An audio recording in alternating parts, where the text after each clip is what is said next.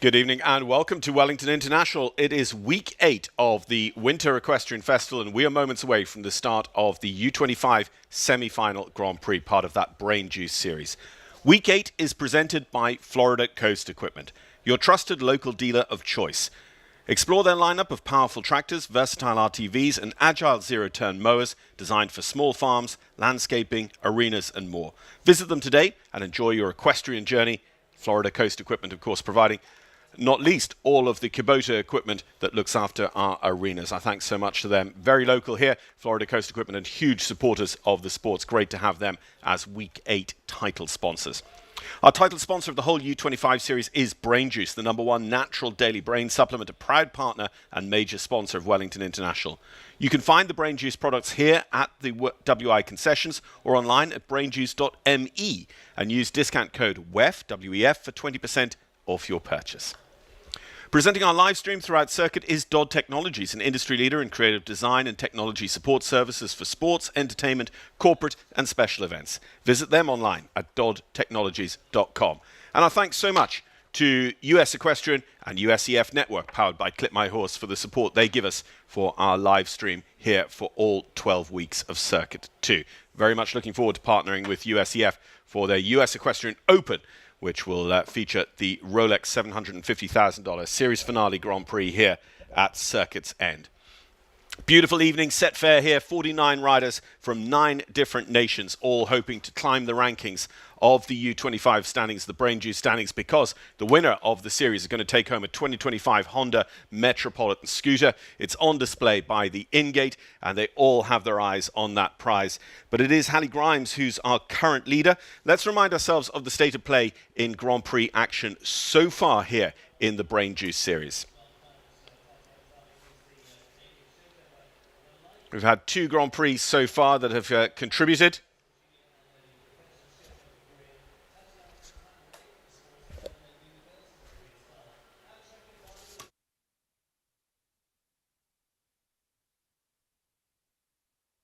The victory for Nina Malave first out.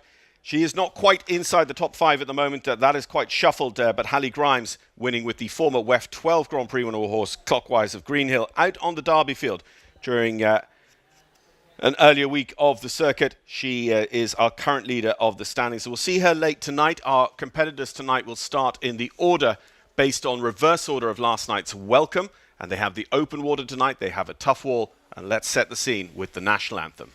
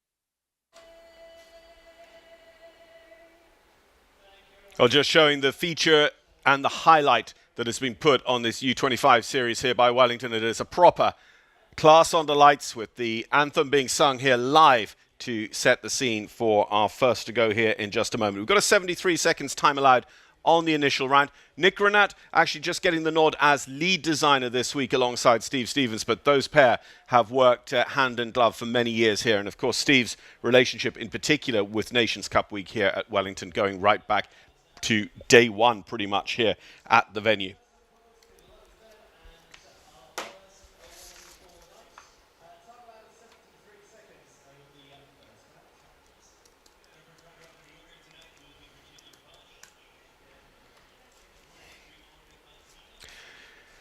So with her grandmother Nina Bonney's F for dear, it is Virginia Bonney getting that qualification spot.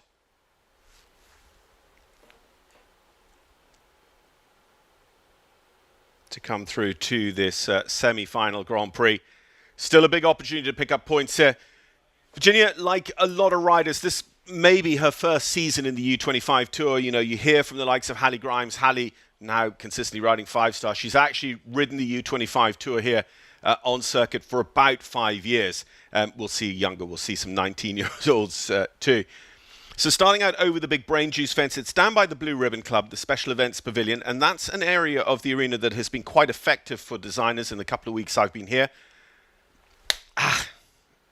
Now, Ginny actually did have a stop in a double here last night in the Welcome, and she very, very nearly came off.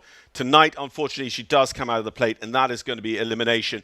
The third fence there, that yellow fence, it is from the Santiago Pan American Games course in Santiago de Chile last year.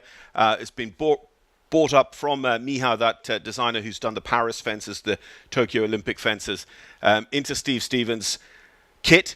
And it's here with us this week. And actually, it's built pretty much as the Viaducto de Mayaco from Santiago de Chile tonight. And it just does have that very, very unusual look.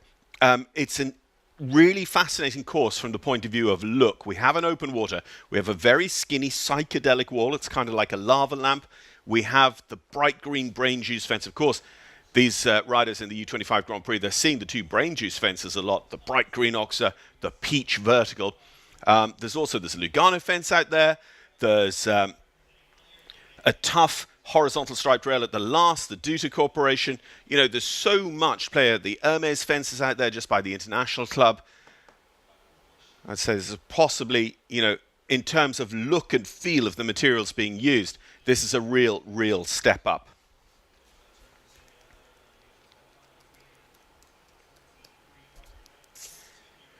Well, Max Watchman is our next to go.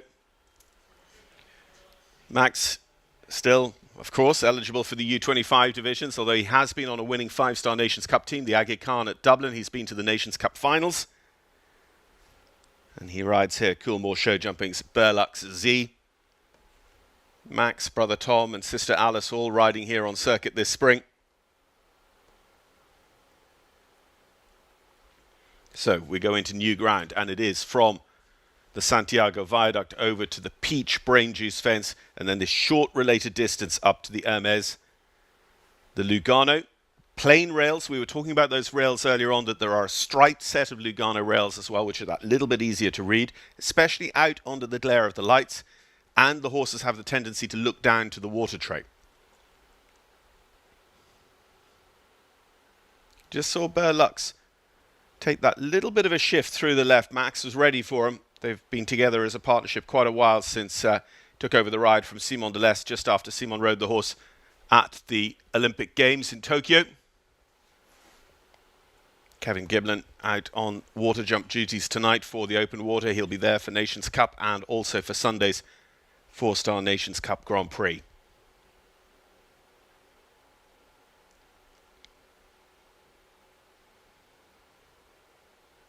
.73 seconds time allowed, 73.33 the time taken for Max Watchman and Berlux. They do get to watch 3 complete uninterrupted rounds before they have to make a final decision on the clock, whether they feel that Max was truly moving at the pace. Max with a lot of 5-star experience, and Berlux, you know, a horse that has been to the Olympic level, so you would feel that perhaps they should be putting it together at roughly the right speed. But we'll wait and see what decision comes from the course designers in consultation with the officials of the class.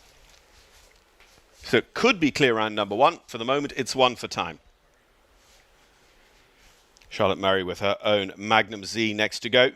This one, a messenger-bred Zangersheide horse.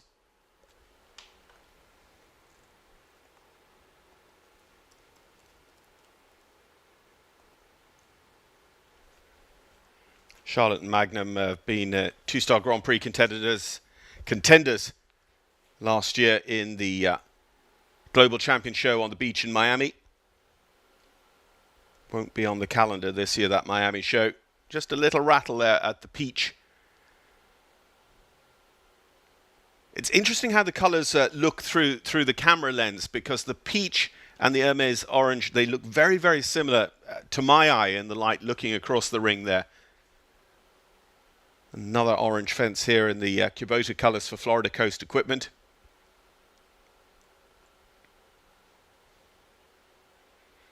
Stays very true to her line all the way down here. Charlotte Murray and Magnum now turn back to the open water.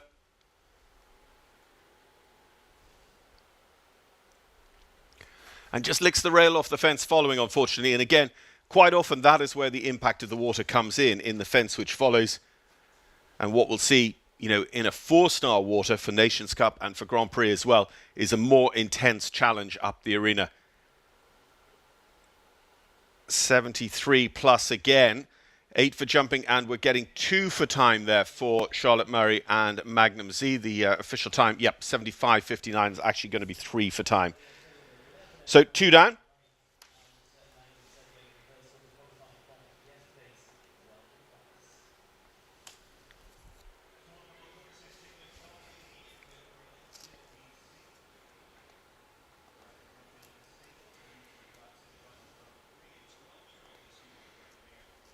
Taylor Corley, just 16 years old. Got a long road ahead of her in this U25 tour. Works with Max Amaya and, of course, the Corley name, Molly Ash Corley. Mommy Molly, well known. Taylor currently sits top 5 on our standings in the U25 and was a top 10 finisher in the first Grand Prix held back at the end of January on the BrainJuice series.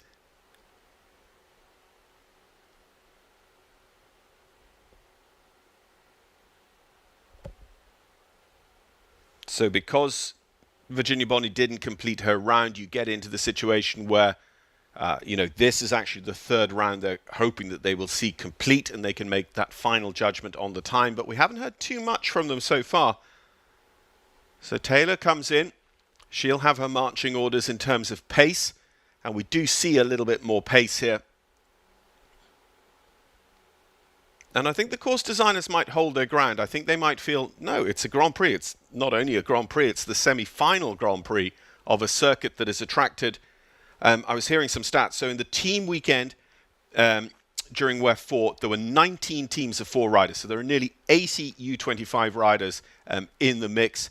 BrainJuice have provided saddle pads for all the horses. And I think there are 150 saddle pads, and they've nearly all been issued for, you know, riders with several horses that have started in the tour. Taylor and Corlencia here, they deliver the goods, 71.57, and I think that will be all that the team back in the jury box, designers and judges, need to see. I think they'll be content enough with the 73 seconds time allowed, but we shall see. But it's clear round number 1, and it means potentially Max Watchman will lose out by that single time fault. So we'll see Taylor back. We are going in reverse order of qualification, so the result of the welcome class. So Taylor there, showing maybe just a little bit unlucky last night in the welcome. But to get clears from this early group, we should see the clears maybe being stacked up towards the end of the draw. MHS Cardenta and Mia Albello next to go.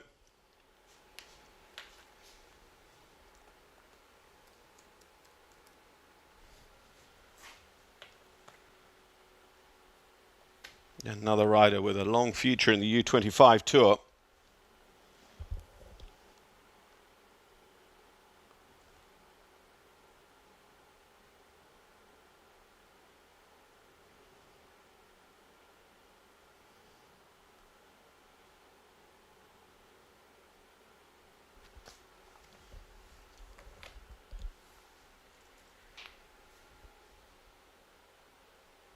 It's interesting. I wonder how much of an issue this yellow viaduct is going to cause over the course of the night. This is its 2nd scalp it has claimed.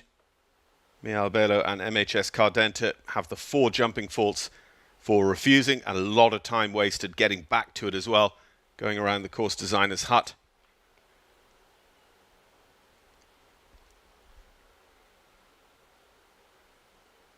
very difficult to get, this is going to sound weird, lost in your focus. When something goes wrong and puts you off your plan, it's quite easy to just, have your mind completely wiped.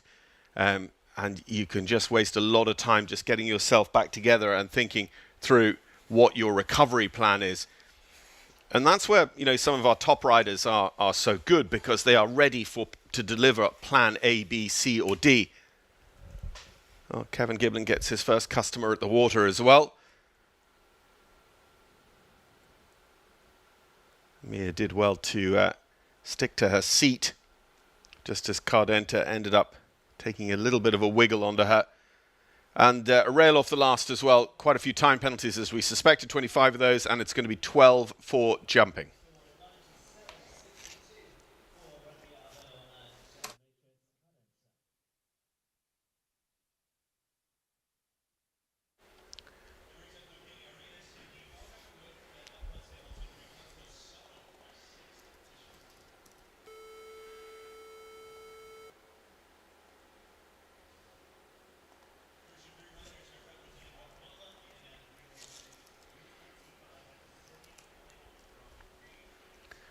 Yeah, 9 different nations and 3 for Guatemala alone in our semi-final. Again, Arena Saravia and Cantosano for Alpine Stables LLC.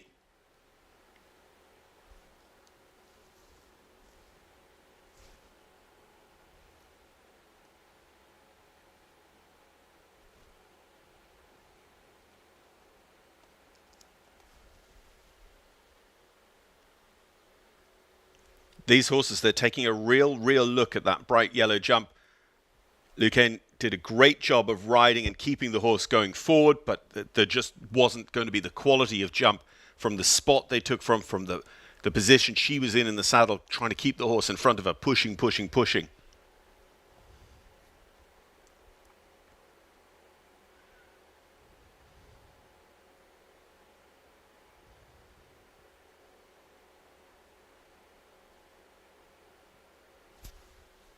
Keane is ridden at the North American Youth Championships as an individual up there when the championships were held at Old Salem. He's also ridden at the Children's Classics final.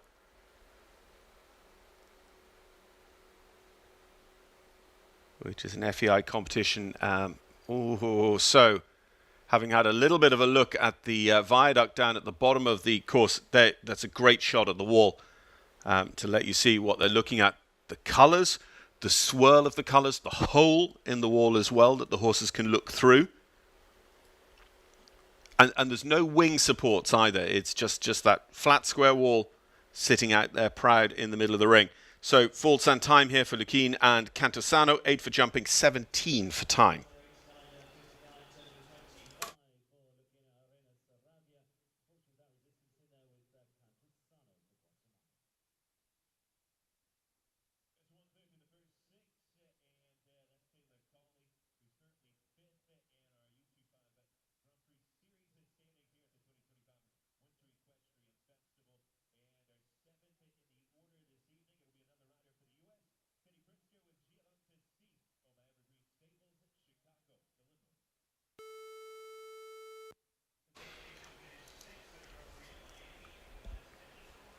Yeah, another rider we saw at that Global Champion show in Miami, Teddy Pritzker. Teddy, who is part of the winning team in the team competition over at Equestrian Village. Rides for Evergreen Stables LLC's Giovanta by the Team Nijhoff sire Zambezi.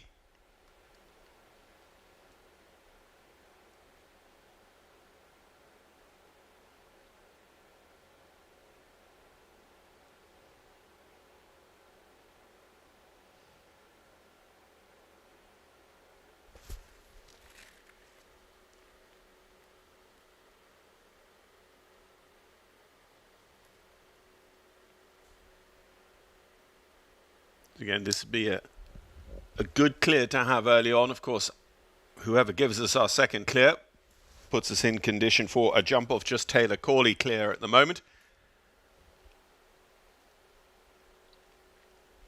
You would suggest with 49 entries, but that we should have a jump off. But by the same token, You know, you do get the odd class 1 without a jump off. At least here, Spencer Smith has been a winner here of a Saturday Night Lights Grand Prix in the past, with no contenders against him for a jump off. Swings out a little bit wide. She was obviously very positive at that wall, and unfortunately that's put her off her mettle for the floral double on the way home. Teddy Pritzker and Jayavanta, 8 for jumping and 1 for time, 74.18 being the clock time going into third position. All those who don't make it for the jump off ranked according to faults and time in this initial round. So 1 clear. Max Watchman on a single time fault. Teddy Pritzker, the next best score. 10 table A faults. 8 jumping, 2 time, sitting third.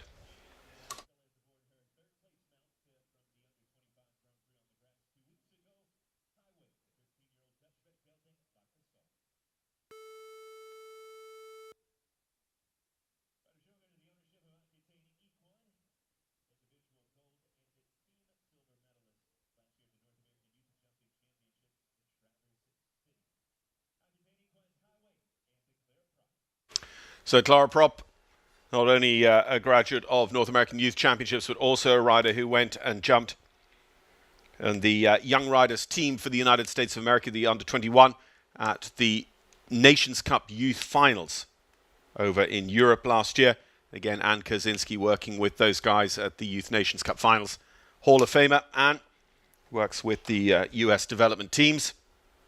She's been very much in evidence here during the Welcome and Grand Prix this week.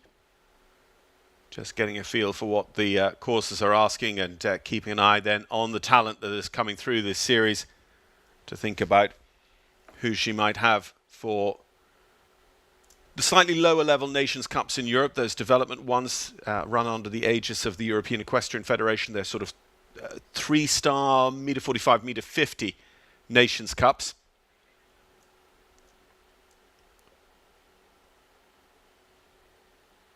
And then also to think about the team that she might send over for the Youth Nations Cup finals at the end of the summer as well.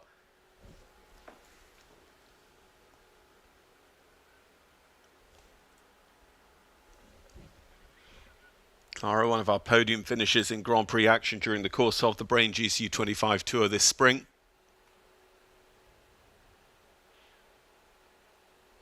So it doesn't give Kevin Giblin the most complicated judging job there, raising the splash.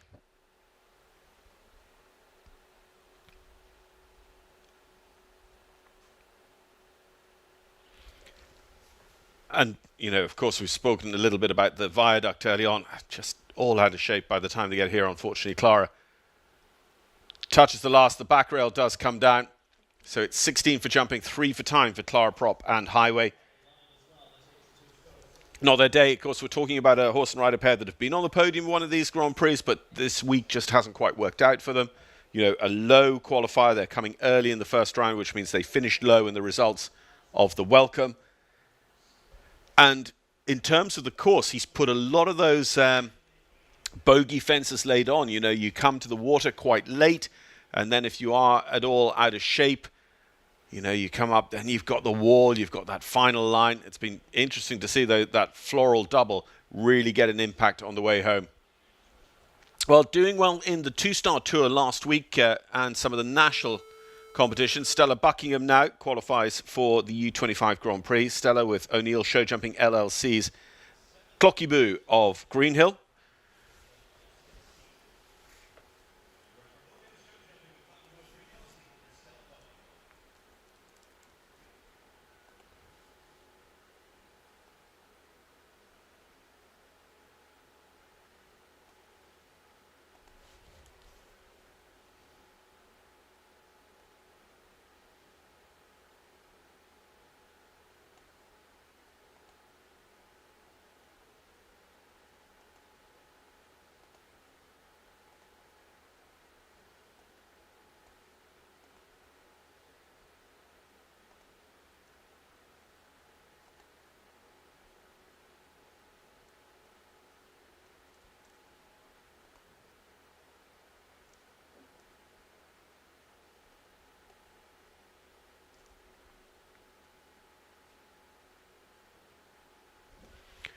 Top 10 in the two-star Grand Prix last year at the Hamptons. They also jumped the new Siloam Ridge Masters show.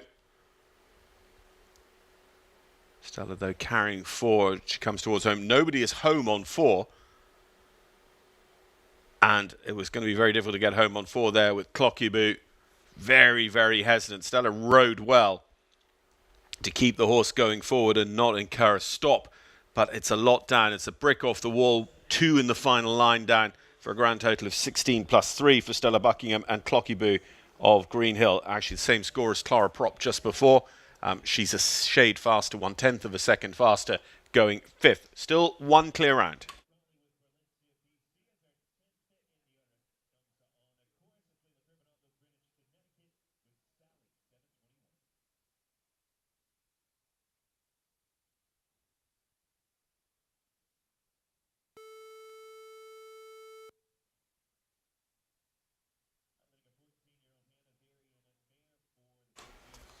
Before coming to circuit, the last international run for her was during Ken Farrington's Greenwich, Connecticut show. Of course, that's home soil as well for Leila Kurbanov. Leila owns and rides Sally, 721. Went to North American Youth Championships last year. She finished individually 5th in the young riders. So the various levels of the sport: juniors is under 18, young riders is under 21, and then of course we have this U25 level to just help that development and step up into the senior ranks. So Leila's horse again just took that little bit of exception to the viaduct. We just see the ring crew going to put it back up, and she actually, I think, made quite a sensible decision to just pull out of the line from BrainJuice to Hermes before she got herself in even more trouble. But of course, the circle is penalised, faults, and it will end up being time too.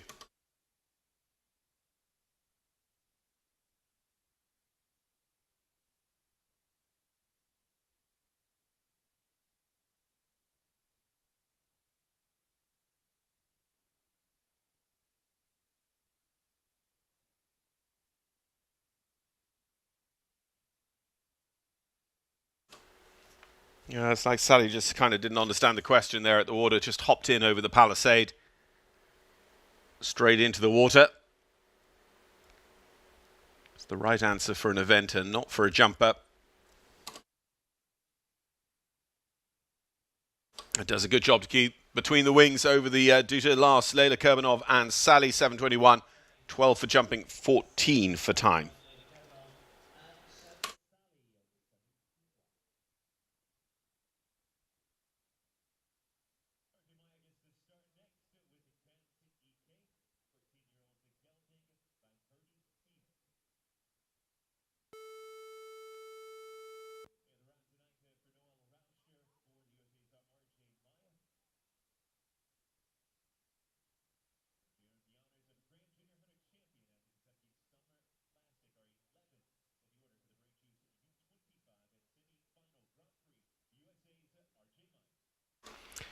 So RJ, again, one of our younger riders here, at just 16 years old.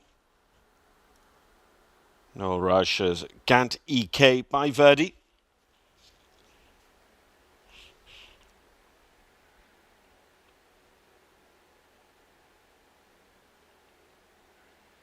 A rider who's, as we heard from Jason Porter on the arena, been successful in the Hunter Rings, been Grand Junior Champion.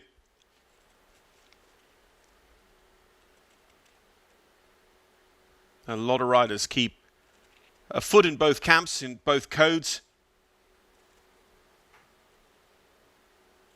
And of course, excellent grounding for producing a horse and going to ride, especially as well, not hunters, but the equitation ranks. You know, when we go to Lily Keenan podium last weekend, an incredible run through the equitation circuit for Lily when that was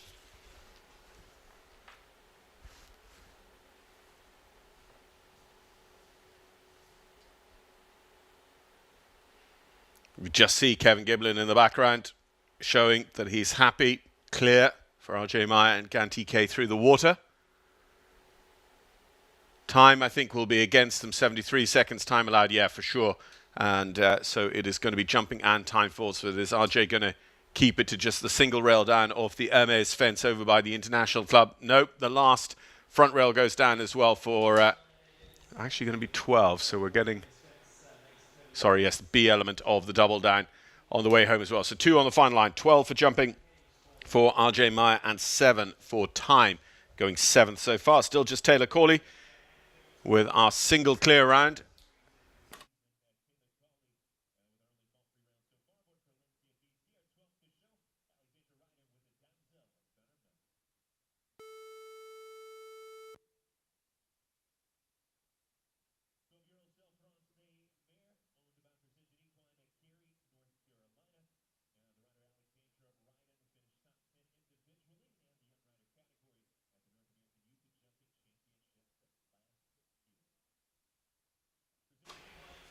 So Alexander Ryden, Damsel Saint-Hermel. Rode another horse, Ilias, for that individual top 10 at North American Young Riders last year.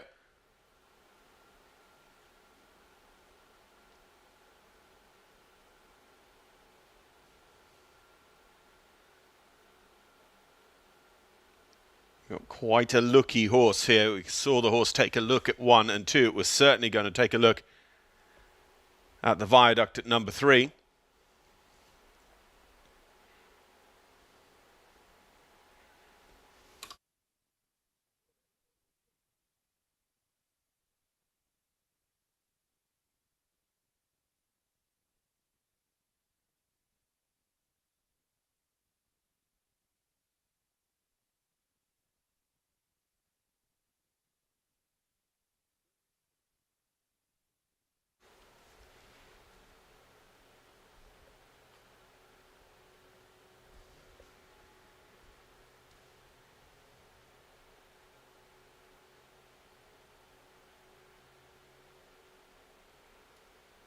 It's not a bad round of jumping, albeit with the Florida Coast equipment fence down.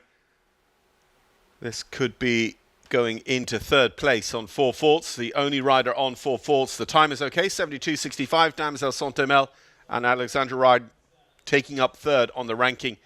As I say, a little bit, the Grand Prix order last week in Lugano, week 7, was set up the same. We were going in reverse order of merit of qualification.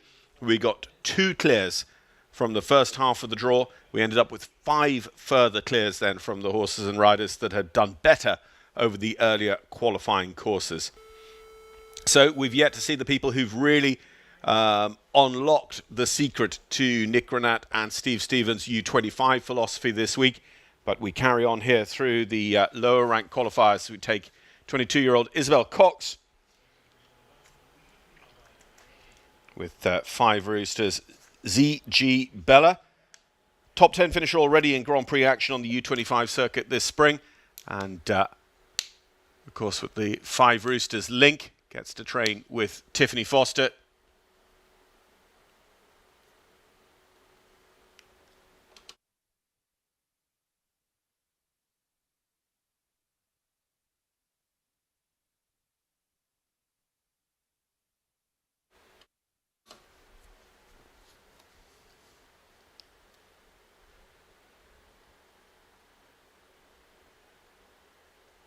Been quite interested to see how well the Lugano Diamonds has jumped so far. It comes off quite an intense little spot, little run of fences in the ring, and it is itself that difficult to read plain Lugano French grey poles.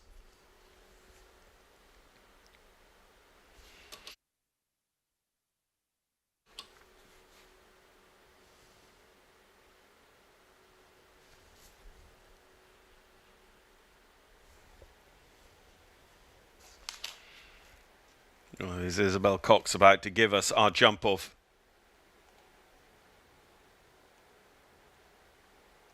Jumped a couple of low-level speed classes, which are officially ranked as 5-star up in Spruce Meadows last summer. 73.61, just like Max Watchman. It is going to be a single time fault, so it goes into 3rd. It's a tiny bit slower than Max. There's no question of changing the time at this stage. So it is unfortunately A combination that are going to have to sit on the sidelines through the jump-off to come for tonight's U25 semi-final.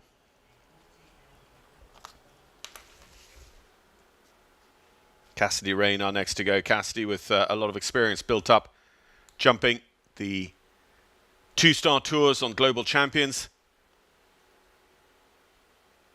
Some of the youth specific shows at Valkenswaard as well in the Netherlands.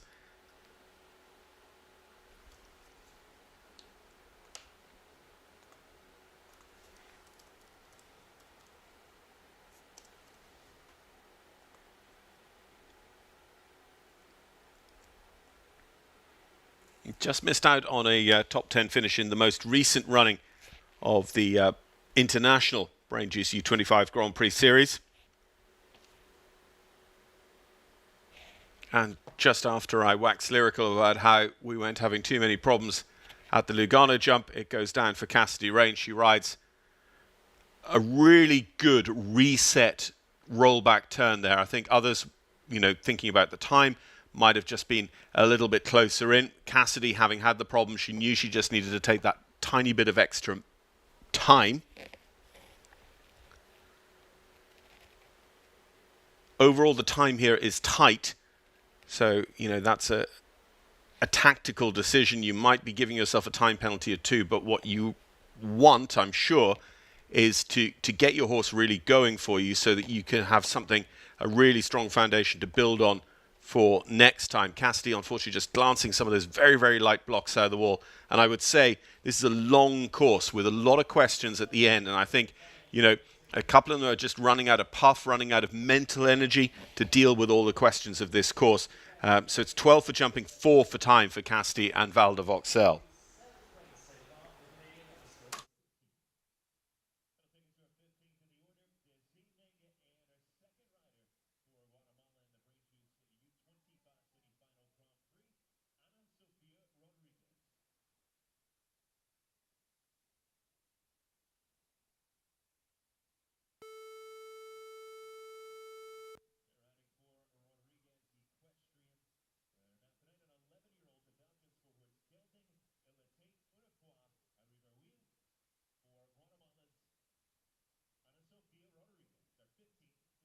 Elite une fois à Reverul for Guatemala's Ana Sofia Rodriguez for Rodriguez Equestrian.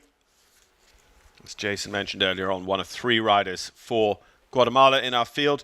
And we have 9 different nations represented.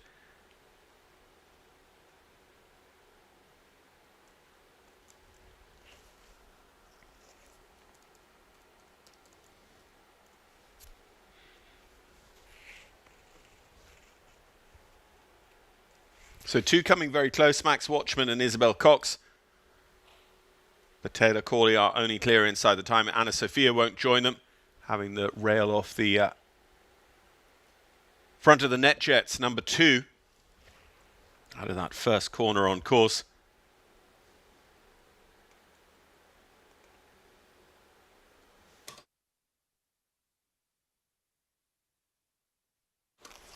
Florida Coast Equipment Kubota coloured fence down. Just being a tiny bit idle behind here, Elite une fois.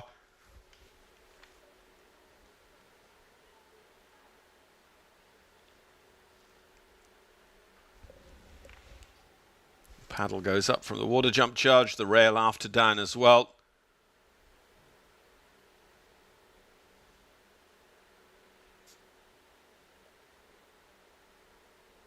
These U25 horses, they're coming up at those top bricks.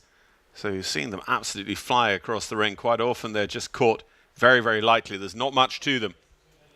So 28 plus 9, unfortunately, for Elite une fois à Riveril. For Ana Sofia Rodriguez.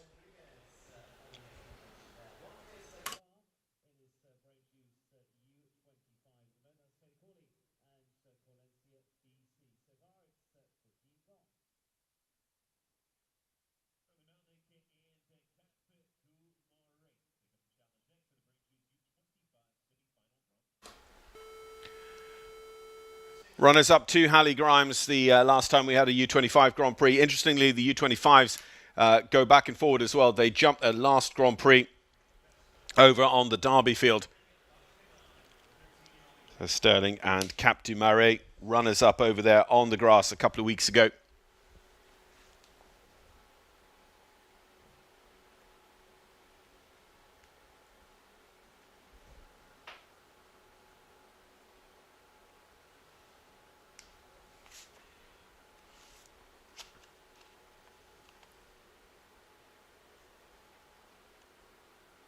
Sterling, a podium finisher in the two-star Grand Prix at Global Champions Rome at the Circus Max last year as well with this horse Cap du Marais. But as you see, back rail off the net jets early on. And like some of our early riders, just not having much to do with that viaduct. So they waste a lot of time circling back to it for the second time of asking and give themselves a further 4 jumping faults, 2 for the refusal. Very, very hesitant there from Cap du Marais, coming over to my corner of the ring, over the Lugano fence. You just saw them hesitate at the last moment, and it just meant then there wasn't the power or the energy in the jump.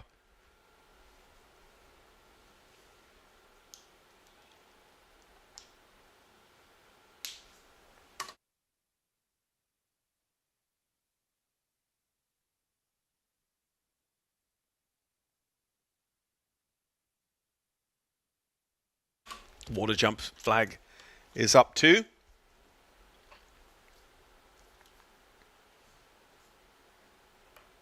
And we are accruing time faults all the way home. 1 for 1 over that 73 seconds time allowed. So looking there on our panel, like 24 for jumping, 17 for time for Sterling Malnick and Cap du Marais. So it just hasn't quite been their week in the U25 Tour, whether the courses just haven't suited them. Like again, podium in a U25 Grand Prix this circuit, podium in a 2-star Grand Prix on Global Champions over in Italy. They're a quality pair, but they just haven't found their groove against last night's Welcome or today's U25 semi-final Grand Prix, part of the BrainJuice series.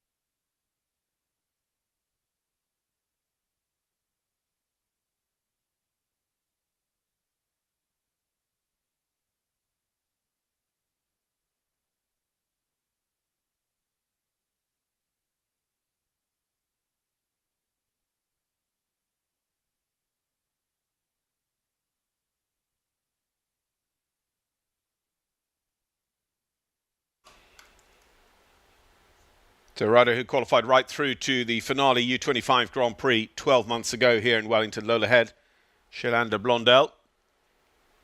Keeps our water jump judge busy there. Unfortunately, the flag in the air to indicate the 4 faults. Alexandra Ryden, our only 4-faulter in the clubhouse with Damsel Saint-Hermel 72.65. This has the potential to be quite quick here from Lola Head and Shelanda Blondel. And that is going to go into 3rd place. 4 faults, 4th place, my apologies, because of the 2 single faulters. 71.44. Taylor Corley on 0. Max Watchman and Isabel Cox on a time fault each. Lola Head and Alexandra Ryden on 4 faults each, with Lola getting the nod from the clock.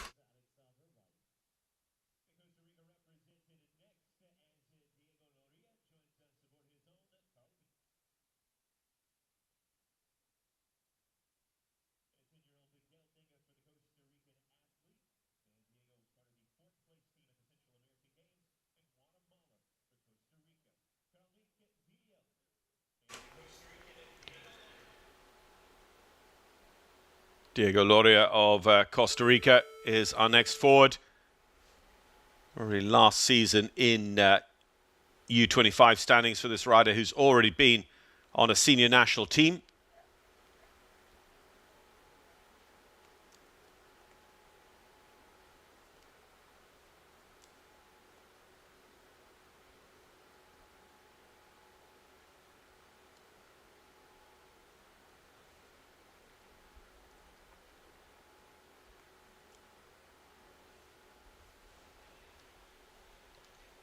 So who is going to give us our second clear round? Kalnick certainly having a little bit of a look. But Diego experienced enough to just be there to support the horse, keep them going forward in a decent enough pace to jump that big yellow vertical.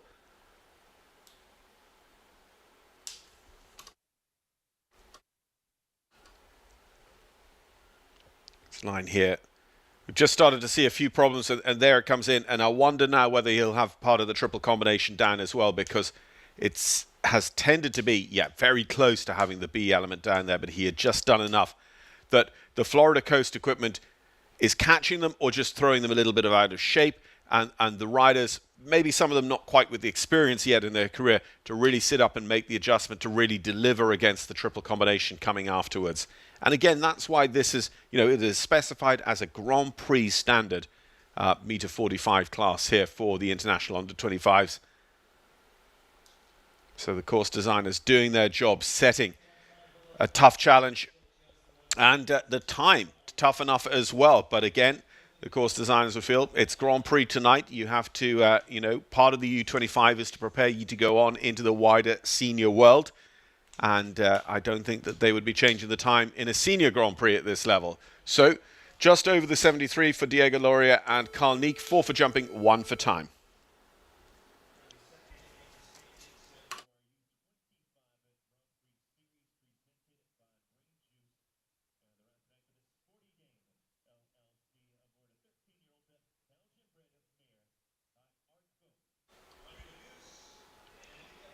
Emily de Hoff, already a top 5 finisher in Grand Prix action on circuit and sitting second on overall points in the BrainJuice U25 series.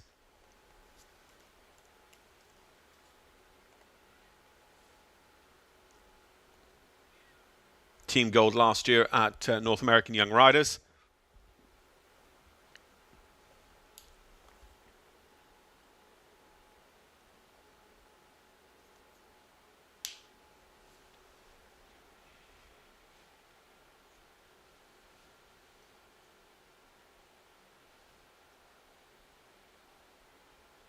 Doing well so far. Remember, Emily, like a lot of these riders we're seeing so far, not the best qualification score or ranking coming into this competition. So they go in the first half of the draw. We go in strict reverse order of last night's welcome.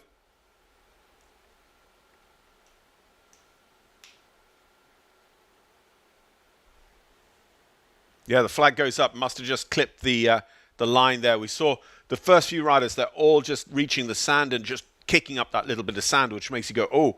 But the flag didn't go up for them, but it does, unfortunately, for Emily. And she is going to be in that horrid situation of having jumped all of the fences clear, but just being caught out by the width of the water. 4 faults, 71-61 for Emily, and Manu Demuse goes into 5th at the moment. I wonder how valuable the single time faults and 4 faulters will end up being by the end of the class, because we still only have 1 clear round.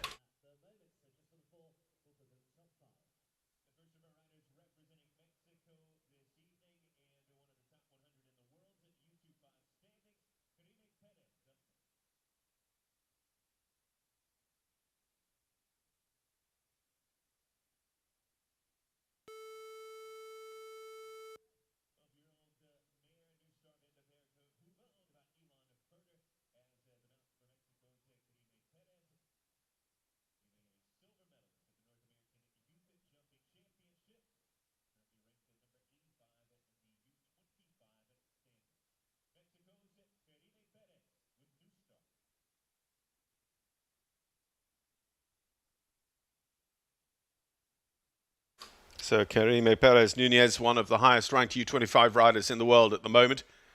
Actually, the number 1 ranked U25 rider in the world at the moment is Mexican rider Carlos Hank.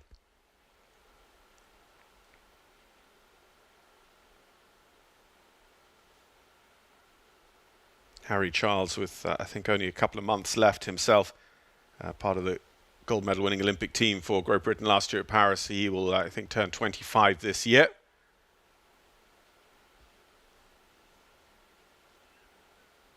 New Star van der Berghoven just twisting a little bit through the body over that Florida coast equipment, but that is just a mark of a very, very careful horse. Doesn't want to touch the rails.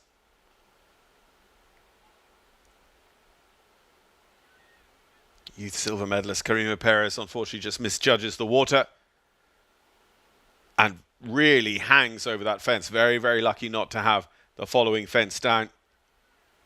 And it's all, you know, again, as soon as they had the problem with the water, it's all come undone for this pair.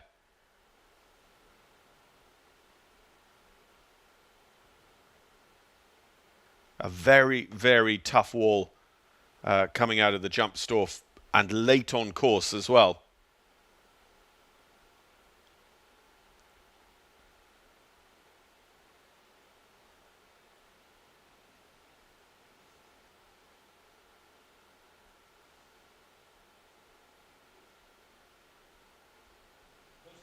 A good job putting it all back together, but unfortunately it's 8 for jumping, 24 for time for Karima Perez Nunez and new star Van der Berghoven for Mexico.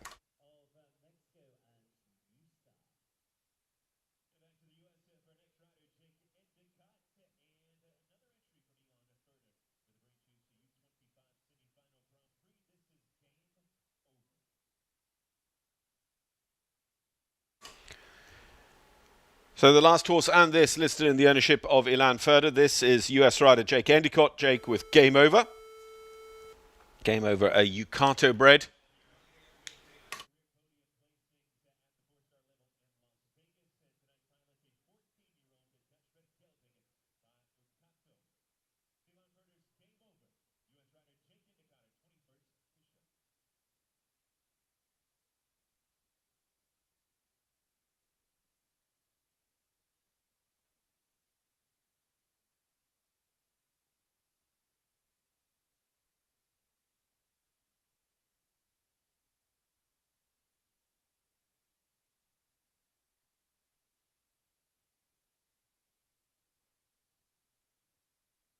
Part of the third place U25 team this spring over in Equestrian Village. You just see part of his breastplate come loose here early in the round.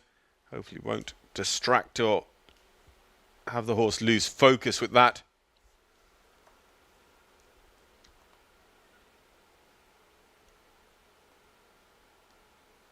So just outside the prizes in our most recent U25 Grand Prix as well, back in earlier this month. We're still just in February.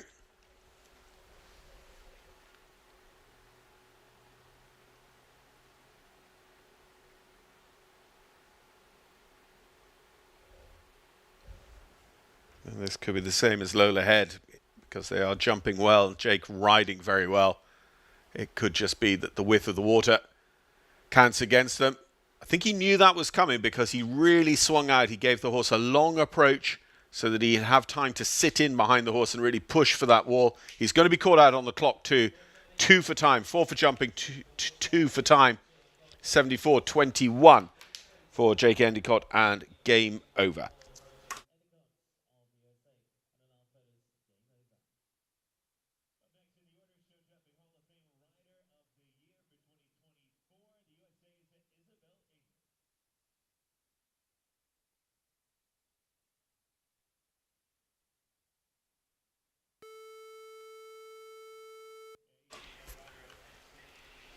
Getting the nod in the Show Jumping Hall of Fame National Series in 2024, Isabel Amen, Rider of the Year. It's top 5 on our standings, with the best result being a top 10 finish in one of our 2 international BrainJuice U25 Grand Prix so far this season. Isabel Amen and Dara du Soleil by Cannon. Still looking for a second clear round that would assure us of a jump-off in tonight's BrainJuice semi-final Grand Prix.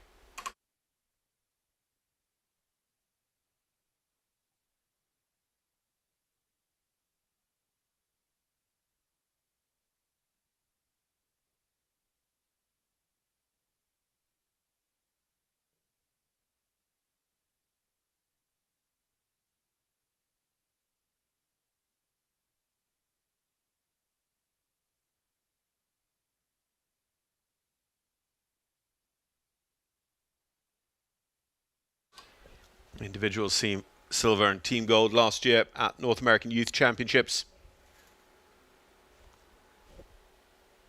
Clear through the triple combination? No. I was going to say they were clear to that point on course. Actually, the A element of the triple combination was down for them.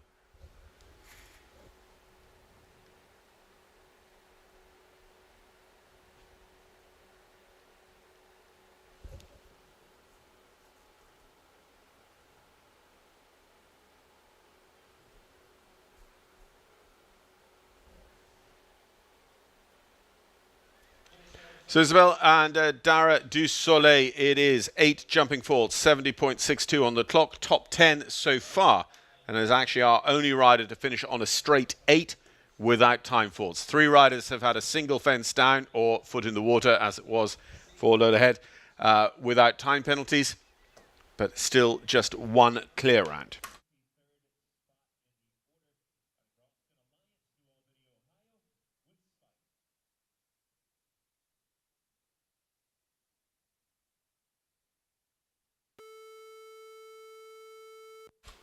Alexander Alston is our next to go.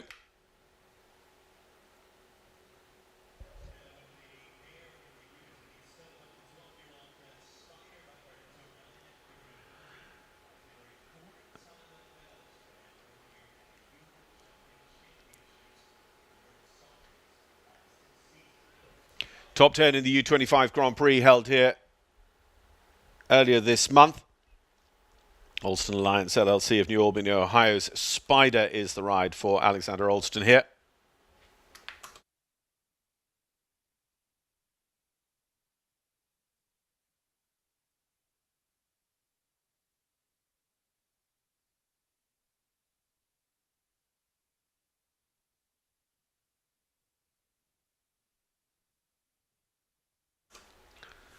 Only the second to have the front rail off the Hermes, but have it down he does for 4 faults. So Alexander Alston and Spider won't be creating that jump-off scenario for us.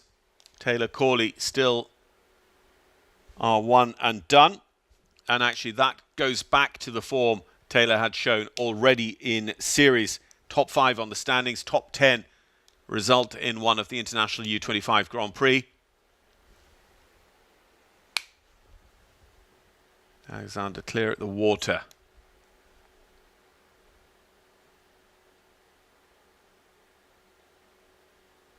Just take that nicely in their stride, but a little bit out of shape by the time they get then to the floral double. Touches the last as well, but it stays. Late call on the water is where we get the 12 from for Alexander Alston and Spider.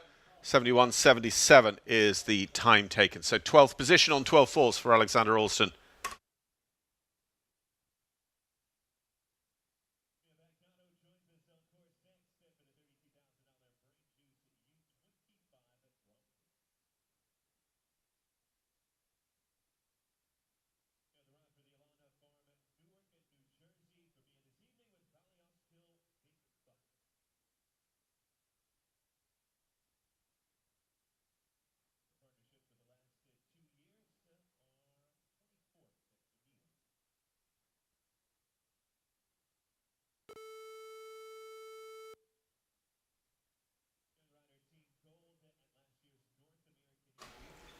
Elena Haas then, with Og BT Special, and I'm special to Muse Horse. Sorry. Yeah, it should be Mia Bagnato we were having. I was just seeing the graphic for Elena Haas. Mia Bagnato, Balio Skill, Big Bucks. Penultimate combination before the midway. Settled in now on that Santiago de Chile yellow fence. It really was super influential early on in the draw.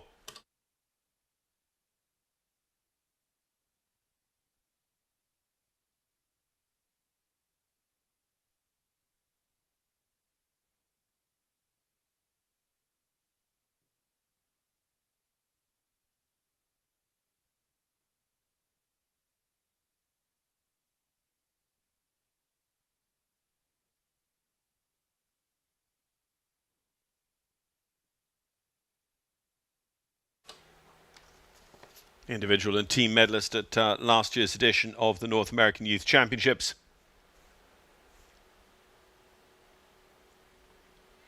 Another rider delivers against it well, but to just find that the wall has swung them out quite far beyond, over towards the Dodd Technology LED boards before picking up that final line. So brick out of the wall gave them their second problem on course for a total of 8. It's a fast 8 and takes up 9th position, 69.61. Not too many getting around this course under 70 seconds, and of course quite a few being picked up against the 73 seconds time allowed, not least Max Watchman and Isabel Cox, who jumped clear but were a fraction of a second over the time.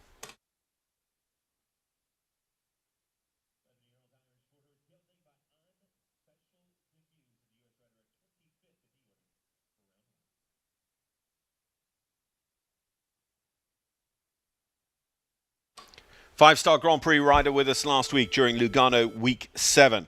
Elena Haas. Elena with Og BT Special, Irish Sport Horse by I'm Special de Moose.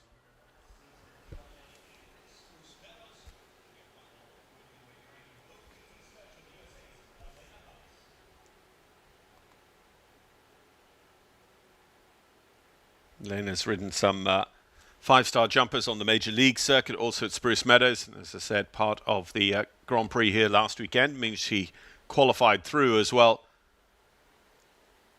to be part of that, because we have more competitors each week than we have places in the Grand Prix,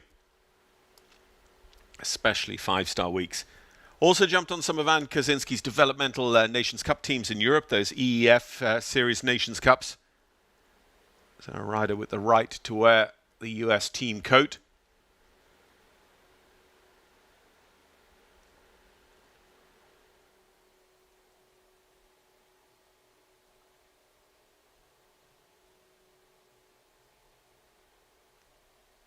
And is Elena going to bring experience to the fore here? It's not the first five-star experienced rider we have seen, though, in our field. Kevin Giblin doesn't seem too bothered by that over at the water. He's just going and having one final look at the plasticine. And the flag goes up, in fact. He just wanted to make sure of his call. A rail down as well. It's actually, there's a little bit of mental justice in that, because it's so frustrating to come home and not have a clear round, having cleared all the jumps. So Elena Haas and Og BT Special, they have 2 against them, 8 jumping faults. And that is going to take us to halfway through the draw. Taylor Corley is our only clear. Max Watchman sits second, Isabel Cox third, both on a single time fault. 4 faults then for Lola Head, Shaylanda Blondel, Emily Dehoff, Manu Demuse, and Damsel Sontermel and Alexandra Ryden sitting 6th.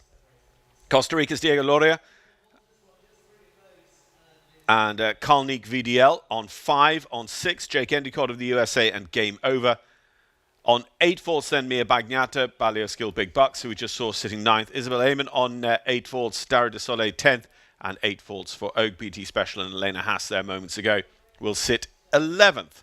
So, half of the draw still to come, but remember, it is the riders who answered the call better in the welcome competition here last night to qualify for this Grand Prix, building right up towards last night's winners as well. Nicole Velasco with Maya Dennis of Mexico riding there, Timmy Brennan of Ireland, who's one of the leading riders on circuit in the U25s. We've got Danny Cairns, got Max Watchman's brother Tom Watchman. We've got one of the top under-25 riders of the world in Mimi Gotchman, Nina Malave, 5-star podium finisher Nina Malave still to come. Ansgar Holkers, who's been doing well in this circuit and the senior circuit too. All to play for, and about 10 minutes break here as the Florida Coast Equipment Kubotas come back into the ring. They are our Week 8 sponsors, your trusted local dealer of choice for their lineup of powerful tractors, versatile RTVs, and agile zero-turn mowers designed for small farms, landscaping, arenas, and more. Visit them today and enjoy your equestrian journey. Florida Coast Equipment, local to us here at the Wellington Showgrounds. We'd also like to thank, of course, our class sponsor, BrainJuice, the #1 natural daily brain supplement, a proud partner and major sponsor of Wellington International. BrainJuice products are available at Wellington International concessions or online at brainjuice.me. And if you're ordering online, use the discount code WEF for 20% off your purchase. We'd like to thank Dodd Technologies. Dodd Technologies are an industry leader in creative design and technology support services for sports, entertainment, corporate, and special events. Visit them online at doddtechnologies.com. And we also couldn't be running our live stream without the support we get from US Equestrian and their USEF network. USEF network powered by clipmyhorse.tv, supporting our broadcast throughout circuit here at the Winter Equestrian Festival. We'll hand it over to some more ads and messages from our partners and sponsors here in just a moment, and we'll rejoin the action. Indeed, we've got a set time, and it is 9 minutes from now, 7:40 restart.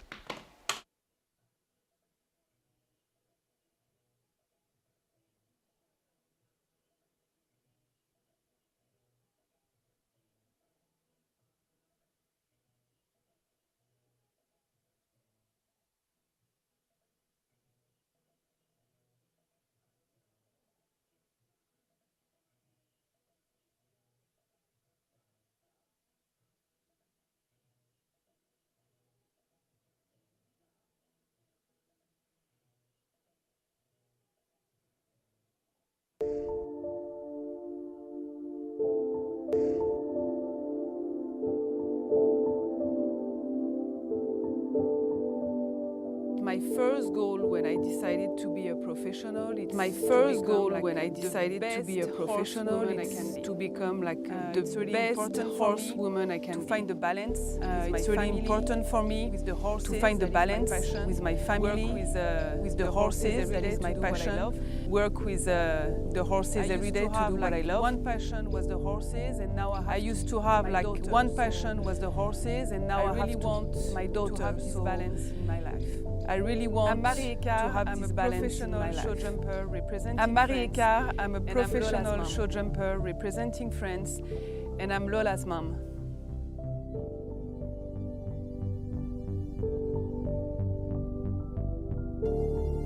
Be mindful, be present, turn on your brain. I drink Brain Java House Brew, packed with the brain power blend of essential vitamins and minerals my brain needs every day to get it done. Be mindful, be present, turn on your brain. The cowboy hustle is physically demanding. No doubt you gotta be tough. But even more important is your mental fitness. Your brain has to be firing on all cylinders to perform, to be clear, to concentrate, and to focus. I'm a father, a cowboy, a businessman, and a musician, and so much more. I drink Brain Java House Brew, packed with the brain power blend of essential vitamins and minerals my brain needs every day to get it done. Low in natural sugar, low in calories, low in carbohydrates, and low in sodium. It's a great natural and healthy alternative to energy drinks. Brain Java. Be mindful, be present, turn on your brain.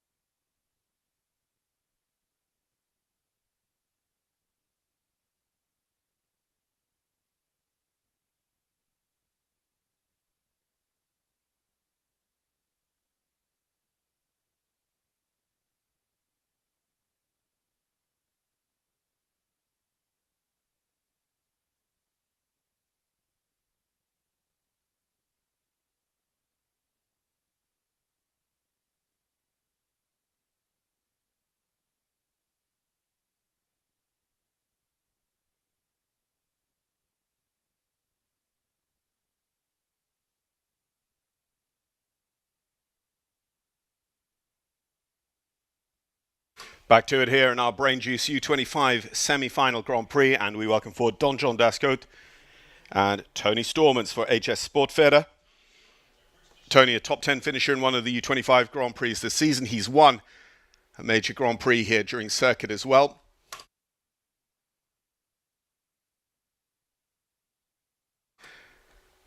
Ridden on the German team at youth championship level, been a gold medalist. He's been an individual European champion as well.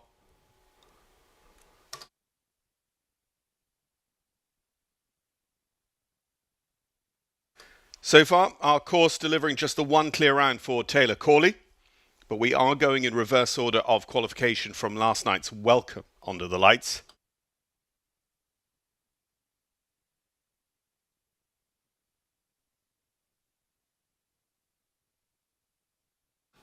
Tony clear down through the triple combination. Now, a couple of our four faulters have come from here, the open water. That looks absolutely fine for Tony Stormans. The judge down there, Kevin Giblin, agreeing.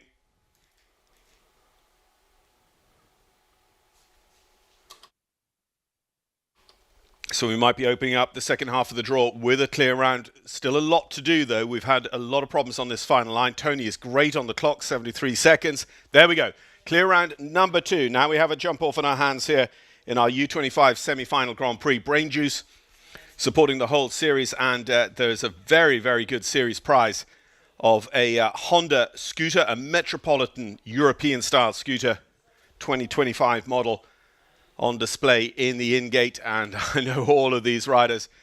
49 tonight from 9 different nations, but there are nearly 80 U25 riders on tour here on circuit, all starting out the season with their eyes on that particular prize. But Tony Stormans and Don John Dascote put themselves in hot contention now as part of what is just so far a 2-strong jump-off.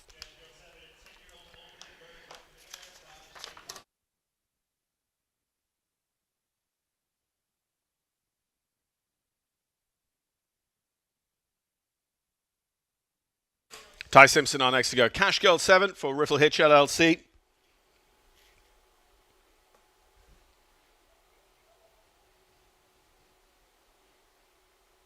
Ty, he's picked up a lot of experience around the world, as I said the other day. Worked for a period in Europe with Georgina Bloomberg's Gotham North operation. Working with Spencer Smith, Rick Padilla and Jimmy Doyle. And also, of course, with Nicole Shahanian Simpson and Hakuna Matata. Remember him in Aachen. Their Ty, unfortunately, in Cash Girl. This is the same problem that we had for Virginia Bonney at the very beginning of the draw with Effadir. Just not really liking the look of that very, very bright yellow Santiago de Chile viaduct. Clears the second time of asking, but a good bit of time wasted.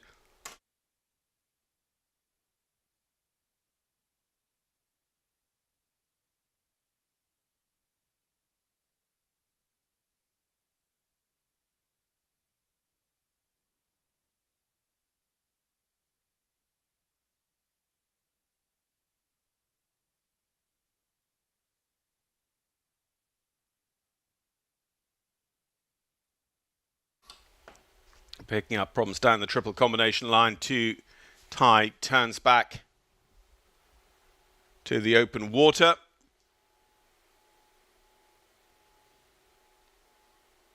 Does raise a bit of dirt, but nothing counting against him. The clock counting against him now. And, you know, it's a similar, I suppose, style. It doesn't have a similar look, but that wall, I think if your horse is going to have a little bit of a problem at the viaduct, you're going to have to be super positive and strong coming down to that wall late on course. 12 for jump, 19 for time there for Ty and Cash Girl.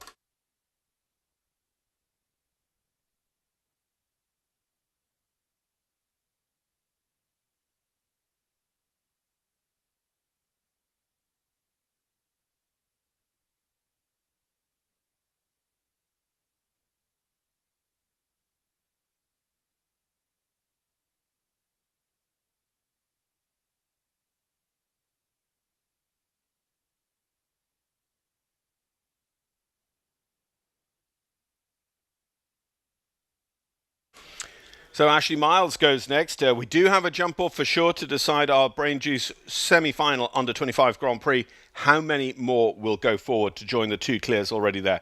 Ashley Miles owns and rides this entry. This is the Capacasone bred Conru.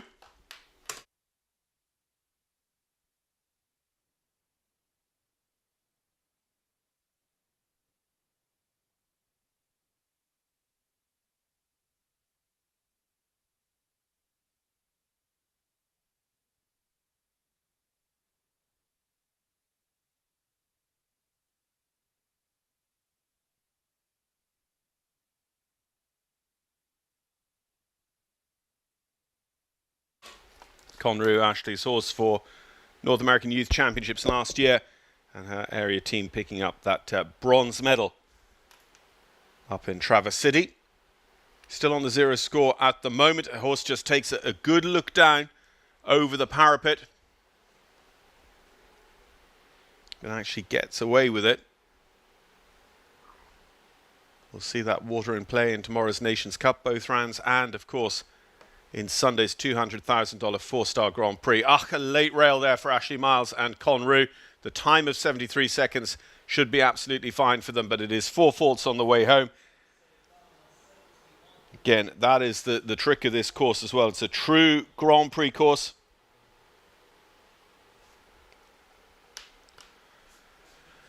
And keeping the questions going right the way to the last. And unfortunately, Ashley Miles pays the penalty for the toughness, the true Grand Prix nature of this initial round.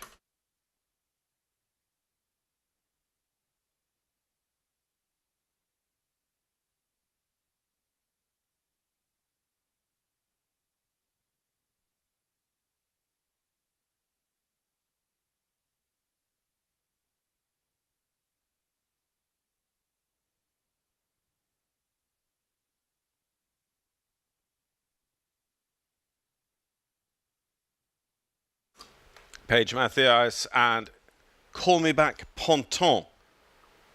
Can they join the ranks of our clear round so far? Tony Stormans and Taylor Corley, two very, very good riders, bred themselves in the purple. Molly Ash Corley's daughter and Helena Stormans' son, Tony.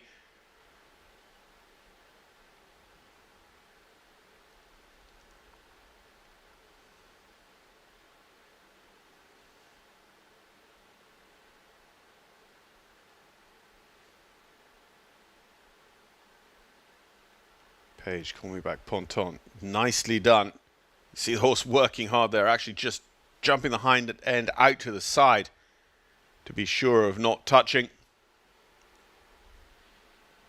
Again, just raising that little spurt of dirt, but no problems at the water. Page, Camelback, Call Me Back Ponton.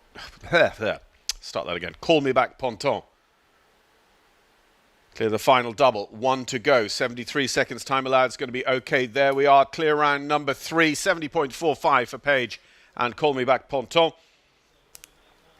Great news for Page. The bad news for me is that I have to try and read that name again all over in the jump off to come. But smiling from ear to ear, and rightly so, Page and Call Me Back Ponton become clear round number 3. And they will come back in the order in which they qualify for that jump off here over Nick Granat and Steve Stevens' U25 semi-final track.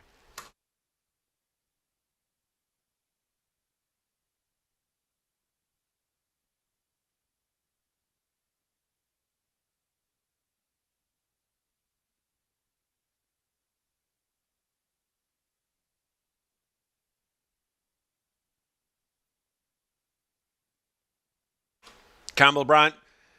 Campbell with MM Equestrian LLC's Kayam Divray. We've got 3 clears so far. Can we make it 4 very, very quickly? Another gold medalist from North American Youth Championships here in the shape of Campbell Bryant.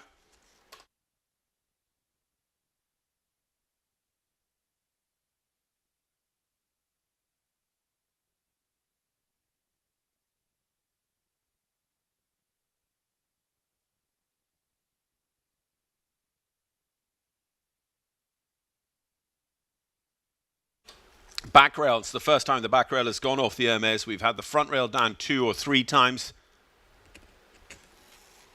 And overall, I'd suggest no more than 4 problems so far at the Hermes.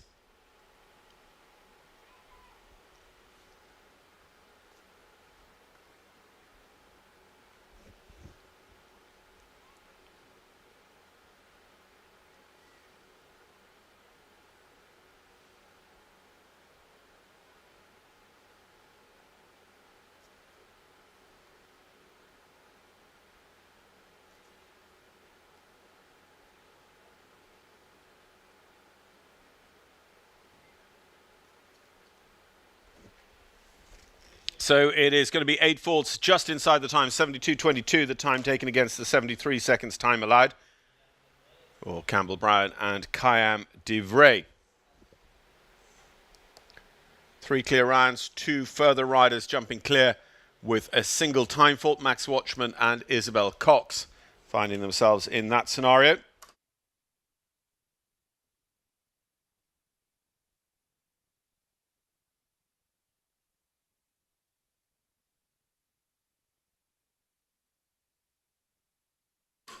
Ava Fisherman is going to be our next to go. Ava owns and rides Castelvano. We're getting again into those better qualifiers, those better results from last night's Welcome.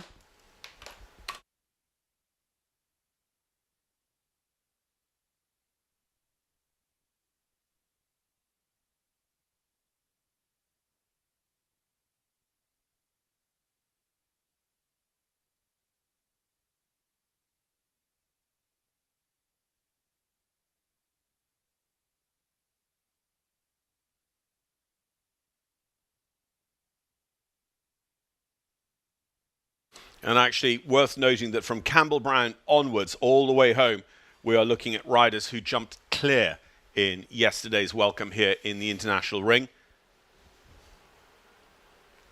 So our chances of getting clears, people who've already got inside the mind of the designers once over, is increased. Ava, though, and Castelvano with that very, very clear foot in the water.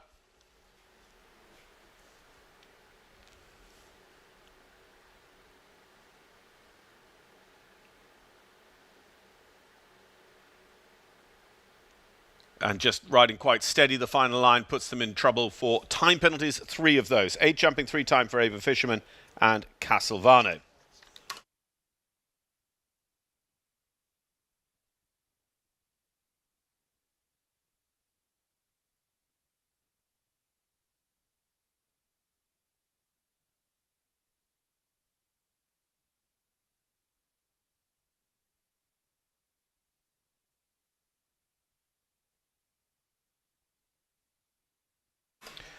Well, last year in the Junior Championships at North American Young Riders, the under-18s, this partnership picked up individual top 5 and team gold for Guatemala. It is Christian Hacker, Cocaine de Riverland.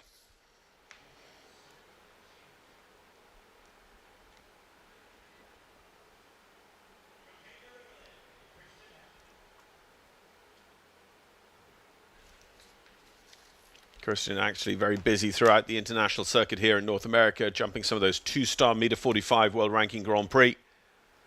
So the likes of Old Salem, at Greenwich, Connecticut, Saugerties, and has been a rider qualified for our first 2 international Grand Prix on circuit here for the U25 BrainJuice series.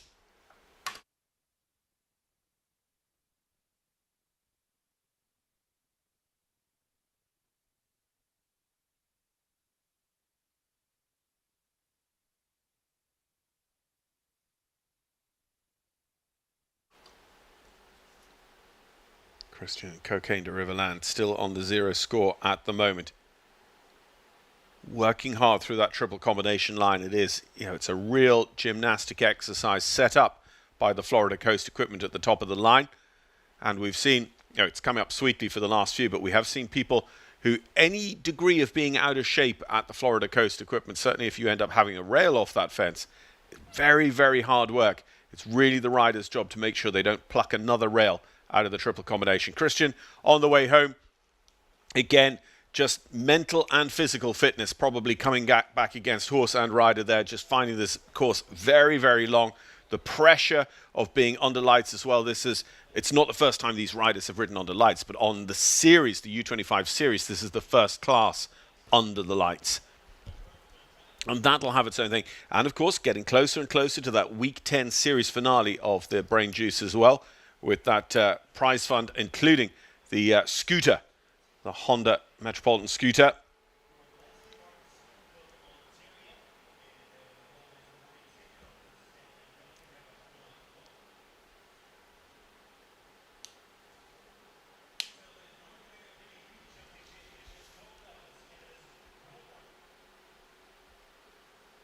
Will Martin, who actually had 2 entries yesterday in the welcome, sticks with his highest placed horse inside the top 20 yesterday on a clean go. Pet Total de Resnova, riding for Leslie Martin.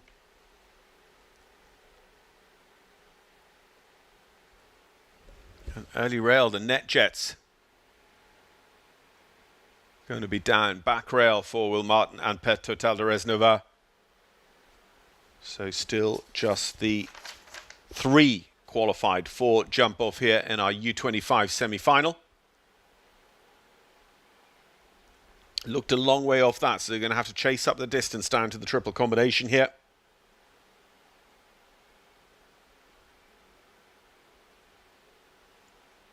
Ended up that little bit out of shape to the Kubota, the Florida Coast equipment, with the rail off the Lugano. William knew that he was going to have problems there. He was trying to show the horse, trying to settle the horse down in front of the water. Pet Total wouldn't really settle and kept fussing about the water, being that little bit spooked by it. But felt he was doing the right thing, but probably created the situation that was going to result in that. And again, the wheels coming off the wagon after the problem at the water. Pet Total de Resnova leaving a toe on pretty much everything else. So it's 24 jumping faults inside the time for Will Martin and Pet Total de Resnova.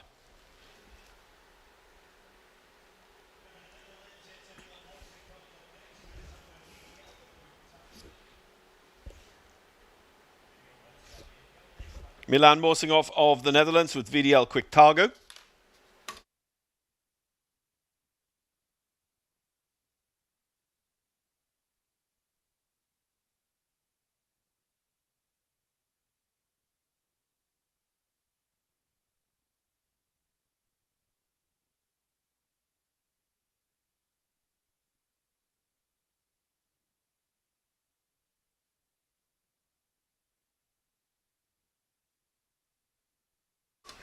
Riding in the Oakland Stables jacket, that team led by Dara Kenny, and Milan taking a win in a $10,000 meter 35 amateur classic here during circuit. You're also going to see Frano Derwin, U25 rider out of the Oakland training and sales operation.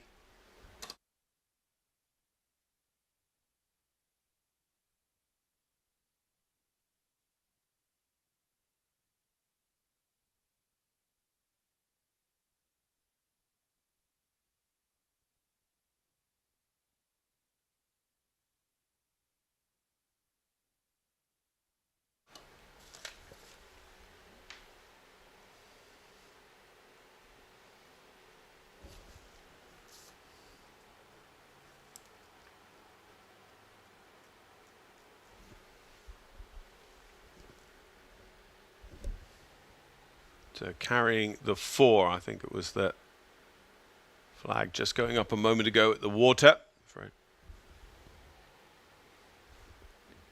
Through the 2 parts of the double, it's actually going to be 8 fourths, and just with the little brick off the wall, Milan Morsinghoff and VDL Quick Targo. Remember, we are in the realm, and have been for a while now, of riders who jump clear in the welcome. We're not far, actually, off the welcome's top 10. Steve Stevens and Nick Granat there in the course designer's hut, just discussing how it's all playing out.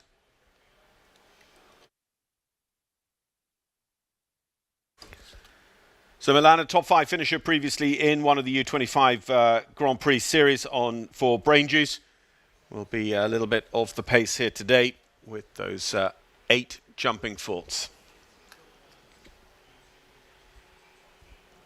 So going into 14th position as we go on to Carly McCutcheon with Anne C. Thompson's Ireland Blue.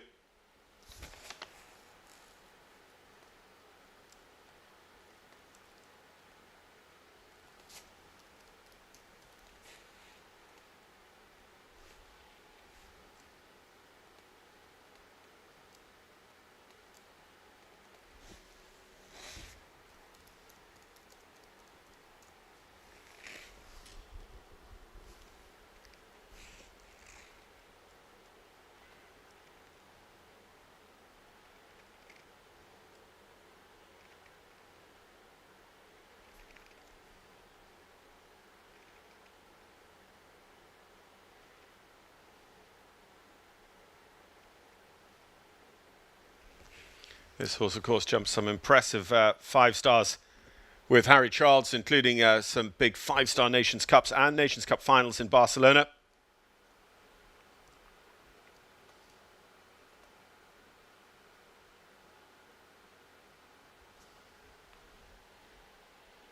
Carly and Ireland Blue shaping up for a clear round here, potentially down the final line as soon as I start calling it.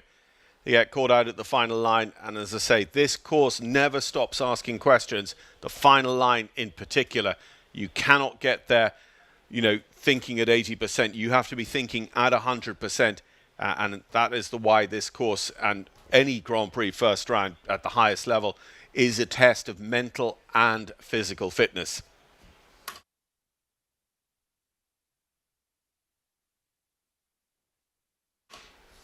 So riding to maintain her lead in the BrainJuice U25 Grand Prix Series. That WEF Grand Prix win is the U25 win she picked up with Clockwise of Green Hill out on the Derby field a couple of weeks ago. Hallie Grimes with Chicato PS.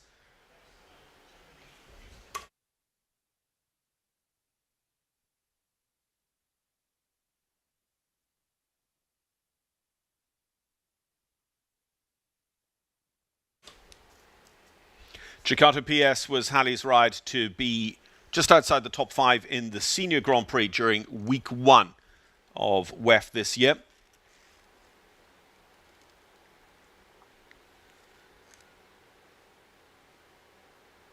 Hallie's ridden the top tour. Let's say that 6th place finish in the first week of International. She's also been a 4-star Grand Prix contender over the course of circuit at the senior level, and picking up, sorry, Caroline of Balmore. I keep saying Clockwise of Green Hill, don't I? And that's not who I meant at all. Caroline of Balmore, Ashley Bond's ex-horse that won the WEF 12 Grand Prix, was Hallie's horse to win on the Derby field a couple of weeks ago in the U25 BrainJuice Series.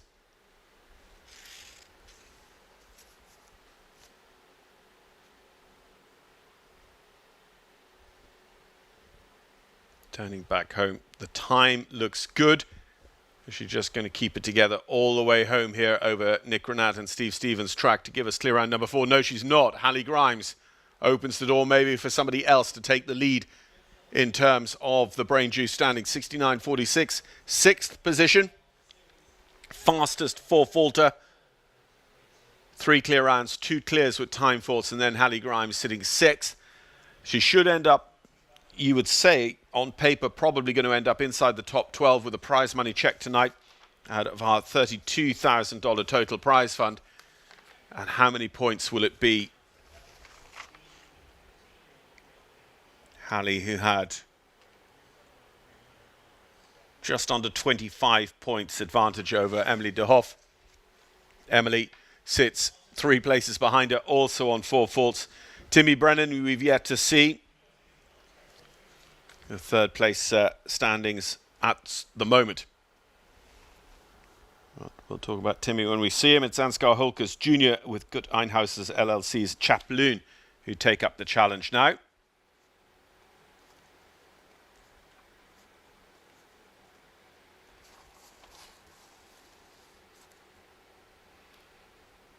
Ansgar jumping the U25 and the 4-star tour with us here this week. Was 5th in the 4-star Week 4 Grand Prix with Pixel K van Kattenheimer. And Pixel is actually his horse for the 4-star tour this week.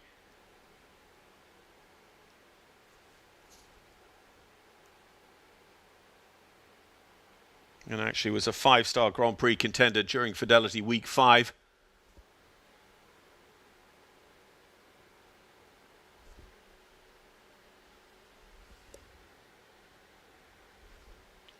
Good at the water, but then a little bit fast and flat at the fence which follows, so it comes down. Ansgar and Chaplun will be on 4. Interestingly, I thought that the water jump judge had finished his judging. Actually, we just saw, and we saw it in shot there, the flag going up. So it's 8 for jumping, with the rail after the water down and a fault at the water. 1 for time, 2 for Ansgar Holkers Jr. and Chaplin. It's going to be a total of 9.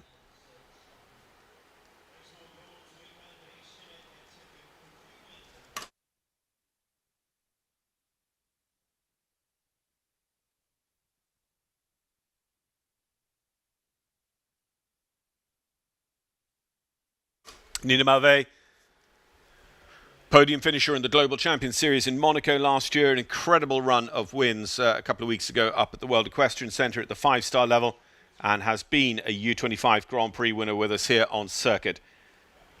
The number 5 ranked U25 rider in the world. I think the highest ranked U25 rider in the division. And I think... no, not quite competing at the show, because Carlos Hank is here, and Carlos Hank is the number 1 ranked U25 rider in the world. We'll see Carlos Hank, the Paris Olympian, riding as part of the Mexican team tomorrow night, the Florida Coast Equipment Nations Cup. If you're planning your night, 4:30 first round, 9 teams contest that. The best 8 teams then will come back for the second round, which will be at 7:30. But if you're watching on the stream, we'll roll right through. Stephen Wild will welcome you in before the start of the first round, and he will just keep talking right the way through until the end of the second round and the awards. But a great show, some great guests to come in and analyse and really talk through the nature of Nations Cup show jumping with you. It's going to be an excellent live stream tomorrow night. Of course, if you're joining us on venue, it's going to be a fantastic night. Always a real highlight of circuit here to be on grounds. Oh my goodness! Nina Malavé's horse just puts down a little bit, trips out over the lip. My Clementine up. Nina is sitting up in the ring, just quite rightly taking a little bit of time. Very good chance that's Cassie Rain just running into the arena as well. Cassie and Nina, great friends, of course, riding for Cassie's family, the Rain family, and riding these under-25 circuits together. There's the team. Just making sure of my Clementine up there by the in-gate.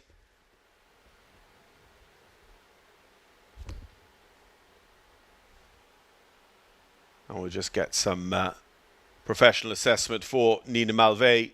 As I say, the one thing that we absolutely stress is don't move until you feel you want to move. You can take all the time you need. The first medic's immediately with her, and now they're just bringing in the support vehicle as well. All the best of care and support here at Wellington International, as there are at all of the national and international affiliated competition venues.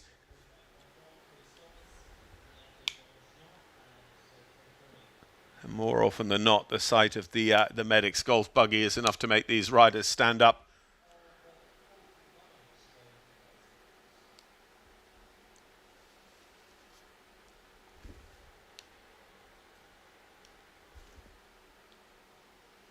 Quite a dramatic moment, unfortunately, for Nina Malvé, and of course, with the parting of the ways, one of our series Grand Prix winners won't feature tonight. They will go down officially as eliminated on course here with us in our U25 semi-final Grand Prix.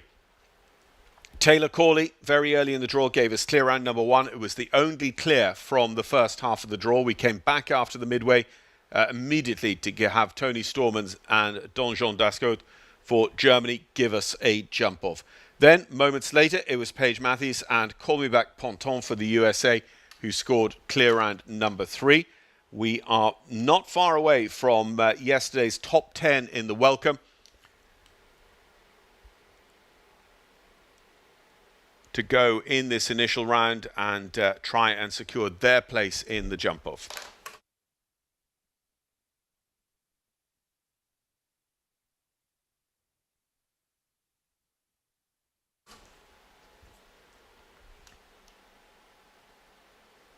Well, the medics have decided that they are just going to put Nina on the stretcher and take her out of the ring on the buggy. I would imagine, again, against protestations from the rider, but an overabundance of caution there on behalf of our on-site medical team.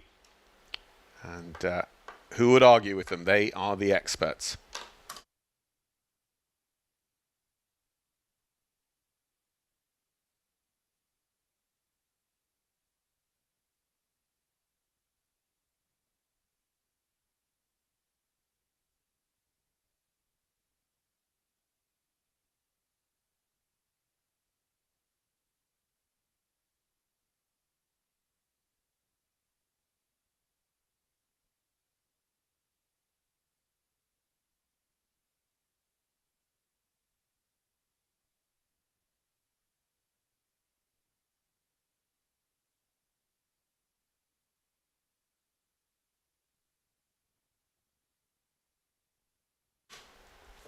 If you're just joining us, a slight hold on course here in the midst of the initial round of the BrainJuice U25 semi-final Grand Prix.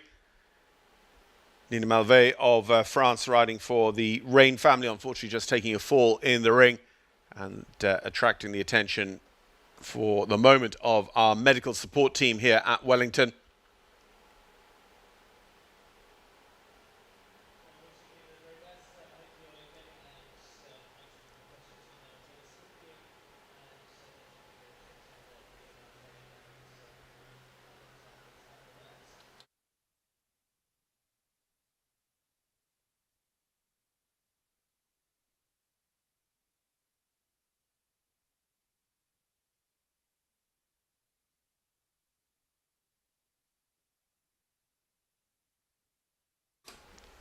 So the signal will have gone from our paddock master AJ back into the warm-up that we're going to be getting back underway. So people will be just getting back into the groove, doing a little bit of warm-up, taking that final jump, and in a second or two we'll be ready to welcome forward the rider who finished just outside the top 10 of the welcome, Zeina Rizvi.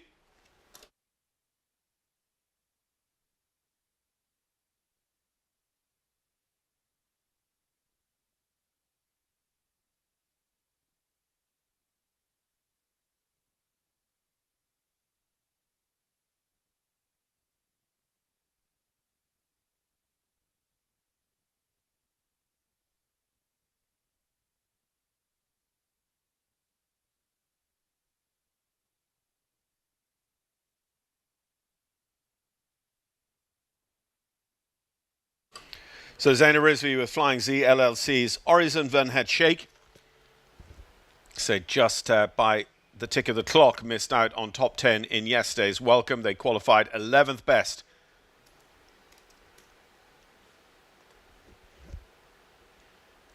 Zeina was on the podium in the four-star Grand Prix at Upperville last year.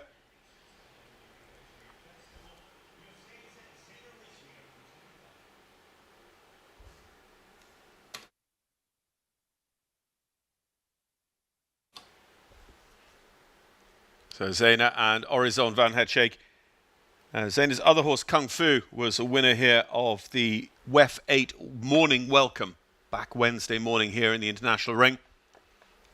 And we see Zeina in the four-star tour throughout the week here.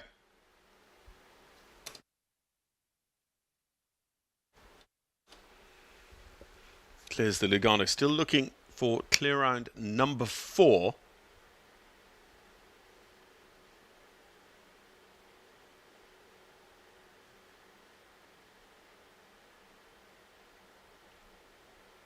Say that the sting in the tail of this course is you've done an awful lot. You get there through the triple combination and there's still a huge amount to do.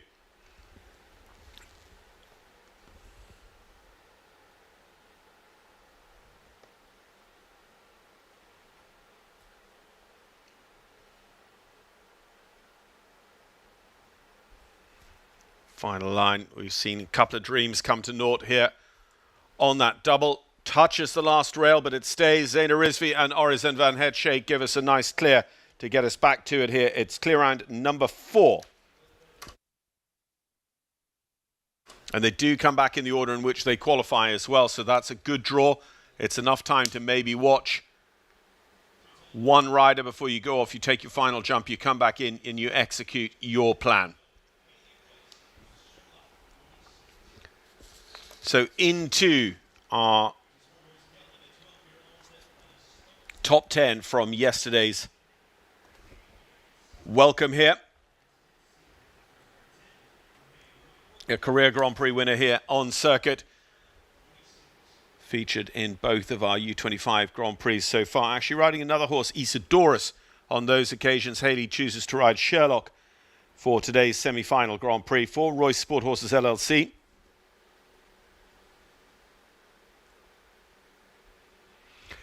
And that was a little bit on its way. You saw the horse just making that jump that wasn't really making a great shape behind. It wasn't really lifting behind, and then dragged the hind end across the third. The bright yellow fence does the same at the Lugano.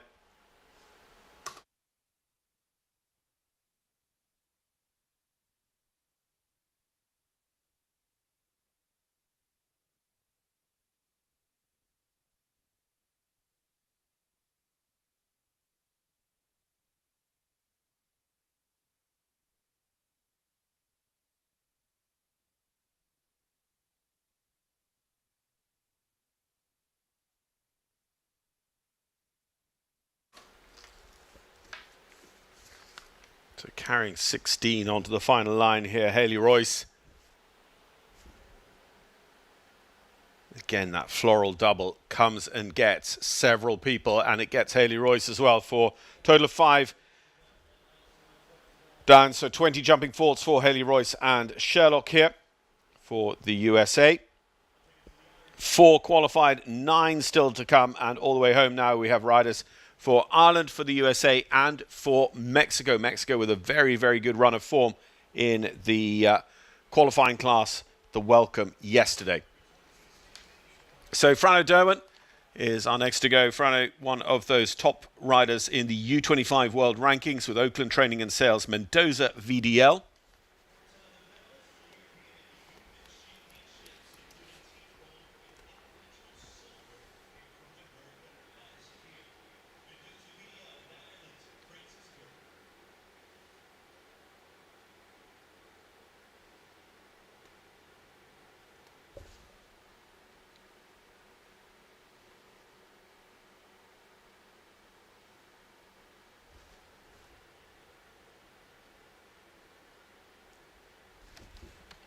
Individual young rider, silver medalist last year at Peilbergen in the Netherlands for the European Championships.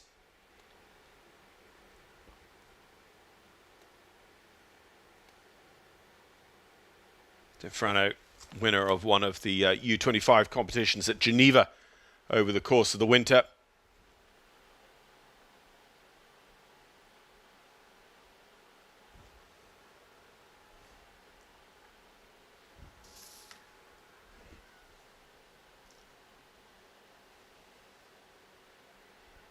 Positive ride up to the water. Again, a rider that no doubt already on the radar of Michael Blake for a Nations Cup call-up in due course. 4 faults against him, unfortunately. It looks like it's going to come in from the water. Rail there at the double on the way home for sure. So Frano Derwent and Mendoza, it is 8 jumping faults for them. So a top 10 finisher, a top 5 finisher in previous BrainJuice Under 25 Grand Prix with us here on circuit. Will unfortunately not make the jump off here in the semi-final.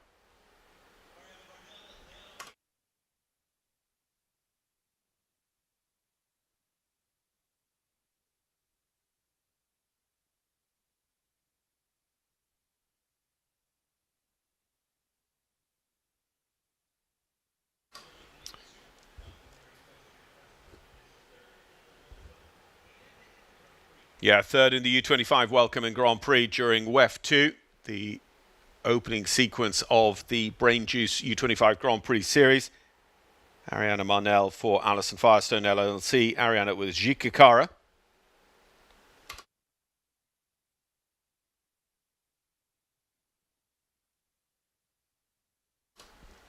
Rode the two-star tour last year at Greenwich, Connecticut, and also at the Hampton Classic. And Ariana has picked up a top 10 finish in her career as well in the two-star Grand Prix on the beach in Miami. But a rail for her at the Lugano.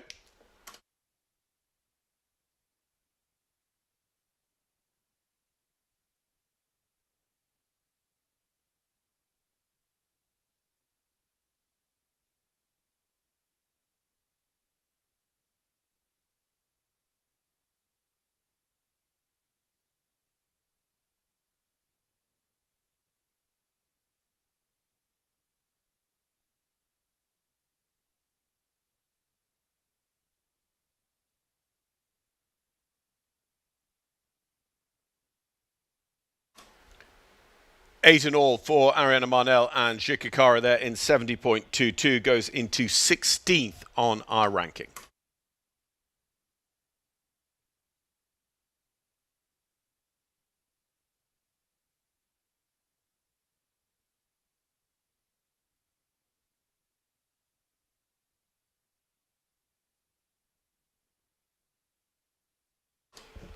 So, Niamh McAvoy fans, she will be along in a short while. She's just with the farrier. So we move on in our order to one of the top 10 U25 riders in the world at the moment, Mimi Gotchman with Gotchman Sport Horses Selina BH.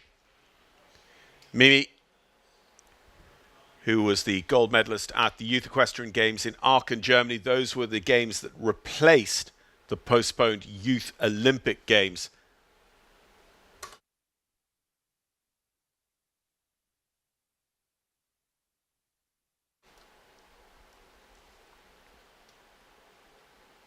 It was a great initiative by the FEI to replace those Youth Olympic Games and provide that it's a borrowed horse championships as well with multinational teams. They get regional teams rather than national teams. We've seen Martin Fuchs, the Philip Harts, several other riders are graduates of the Youth Olympic Games. And in 2022, it was very frustrating, I think, for the young riders because, of course, you have a limited opportunity to go, to not have one. So the FEI took the initiative. But, of course, forever, Mimi will be somebody who could have had what ranks alongside Olympic gold medals, but it is a Youth Equestrian Games gold medal. But it doesn't take away the achievement because she's up against exactly the riders she would have been had it happened in Dakar in Senegal. And, of course, Dakar, Senegal, postponed rather than cancelled, and they will run in 2026, their Youth Olympic Games. Mimi Gotchman and Selina BH qualify for the jump-off. They deliver exactly what we would expect from them. A very, very competent round there from somebody who's got a lot of mileage under their belt despite their young age. Mimi Gotchman is clear round number 5. Although if Niamh McAvoy does come in and qualify with a clear, she will go back to that order, so she would ride her jump off before Mimi. One place in front of Mimi Gotchman on the U25 world rankings is Tom Watchman. We've already seen brother Max come forward early on and just be caught out by the time, third of a second over the time allowed with a clear with Berlux. What can Tom do here with Galway?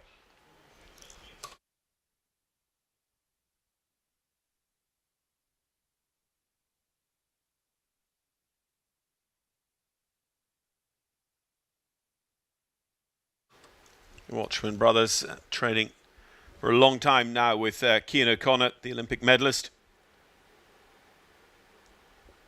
Tom was on the Young Rider team gold medal winning team last year. Been a junior team gold medalist, individual silver medalist at the under-18s. And he was on the 5-star Nations Cup team that were on the podium at Hickstead in Great Britain last year. A couple of years in this circuit as well. Tom's been a U25 Grand Prix winner here at WEF, taking that Grand Prix victory back in the 2023 circuit.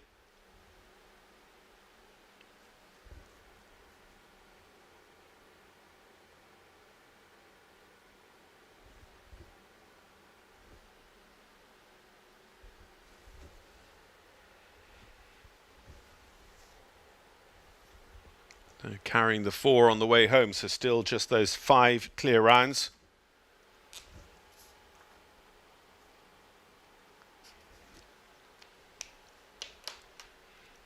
Good time. Just over 71 seconds, 71.11 for Tom Watchman with the 4 faults. Goes just behind Hallie Grimes as 4 and 9th position. So brother Max, the highest ranked Irish rider there, sitting 6th behind our 5 clear rounds. We've got to see Daniel Cairns, Timmy Brennan and Niamh McEvoy yet for Ireland before we conclude the initial round. 2 for Mexico to see as well.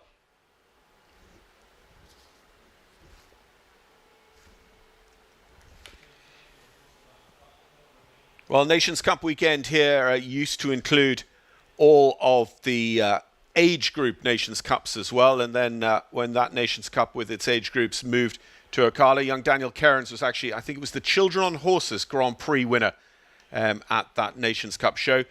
He's grown up here on the American circuit. Son of Dara Cairns, Daniel with Gotham Enterprises LLC's Malu Blue. Daniel, of course, with that support and patronage of Georgina Bloomberg's Gotham Enterprises.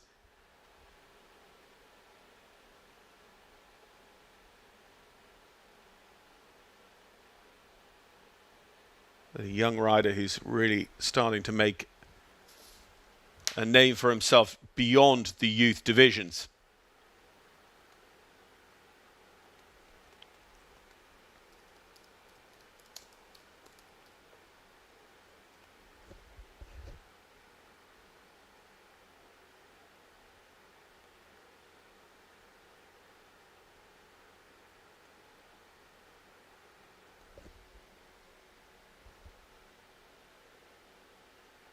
The front rail off the Hermes is the 4 here for the Sligo show jumper.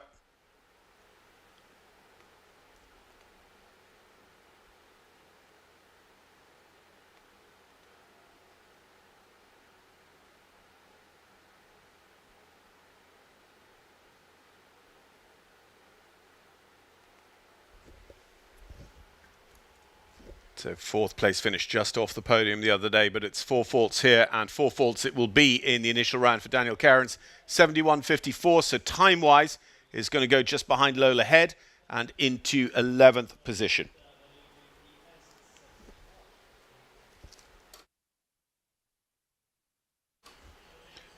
So 4 more to see. We're going to see Maya Dennis from yesterday's podium before we then go back up, I believe, to Niamh McEvoy and BP Swifty, and then it's going to be Timmy Brennan and Nicole Velasco. 5 currently qualified. If this one qualifies, this class could suddenly change because Maya is very, very fast. She's very competitive, and she would be going late in the jump-off order. Calypso de la Amente for Maya Dennis. Maya, who won on the 4-star circuit this week, the evening welcome class. Actually rode on the Mexican Nations Cup team 12 months ago as well.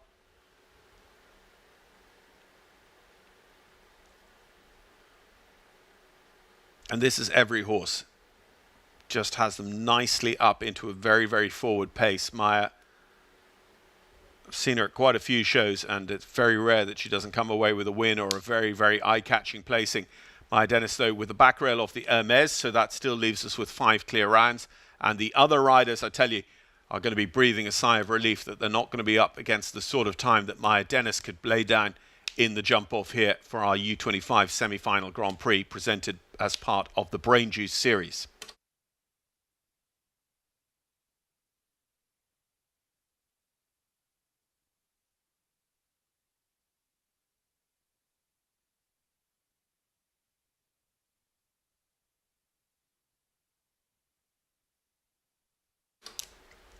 Really going to be interesting as well to see what Hallie Grimes' position there in 8th at the moment will end up achieving for her in terms of the standings overall after this semi-final. Going 2 weeks' time, WEF 10 into the BrainJuice U25 Series Finale Grand Prix. 66.78 with 8 faults there for Maya Dennis. Again, one of the absolute fastest times we've seen from anyone, but at the cost of 8 jumping faults. Well, a senior Grand Prix winner on the international circuit on home soil, the likes of Mullingar, also took the Balmoral Grand Prix a couple of seasons ago. This is not Timmy Brennan. This is going to be Niamh McAvoy and BP Swifty for GBBS International. Greg Broderick breeding and sales down in Tipperary.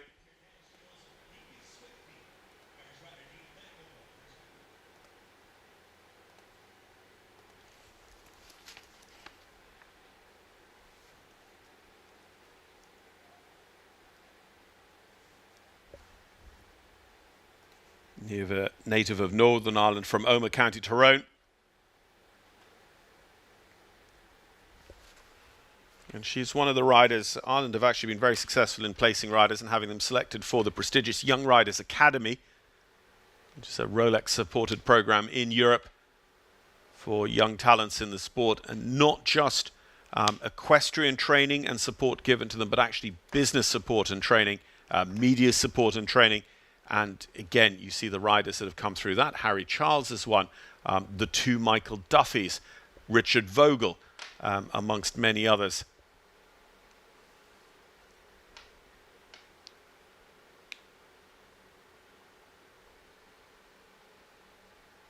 So Niamh McAvoy, BP Swifty carrying the four faults as they come to the line from the water.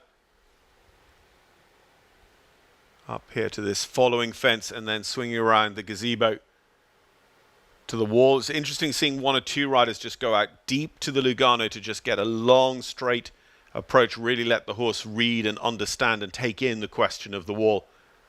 But that puts you in trouble with the clock, 73 seconds. Niamh is going to be four faults inside the time, 72.45. Hallie Grimes remains the fastest four-faulter, though, in 8th position. Niamh in 15th position. As we rack up the four-faulters, for a long time we didn't have anyone coming home on 4 without time faults, but now all the way from 8th to 16th held by riders with a single rail against them.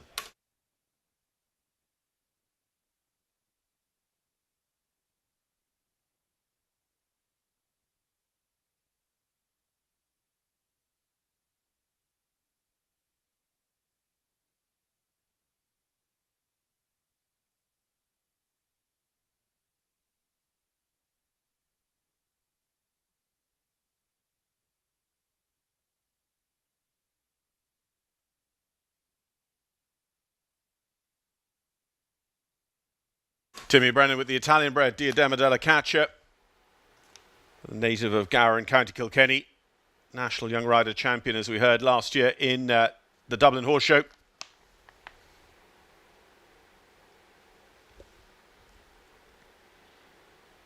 In part of James Kiernan's youth teams for Ireland over the last few years that have been unassailable, really, in Europe, taking team medal after team medal, a lot of individual medals too.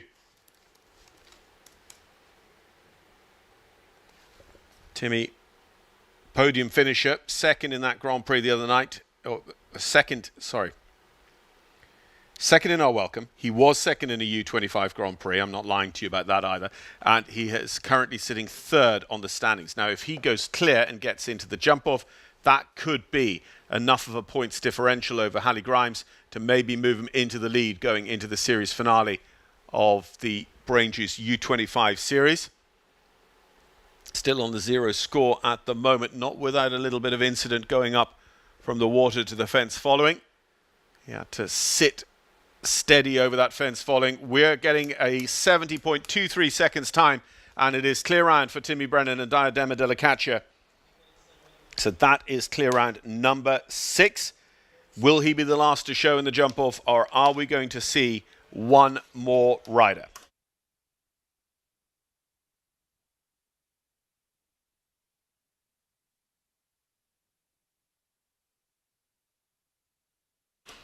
So the winning rider of the welcome, Nicole Velasco Magana. Nicole Velasco owns and rides Daddy's Destiny, a Comil Faux-bred, looking for clear round number 7, could it be, to go through to our jump-off.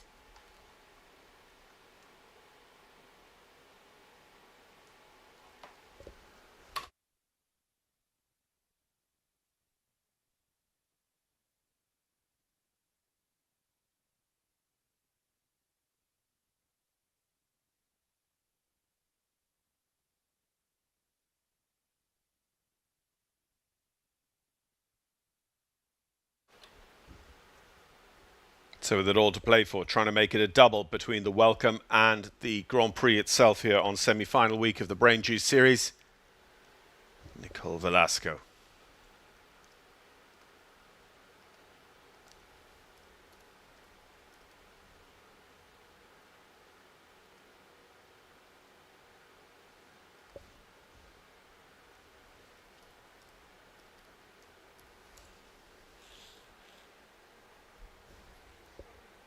Couple of top riders coming on, stuck there at the Hermes, and again, thinking back, probably had every single fence on the ground with the possible exception of the first, the BrainJuice.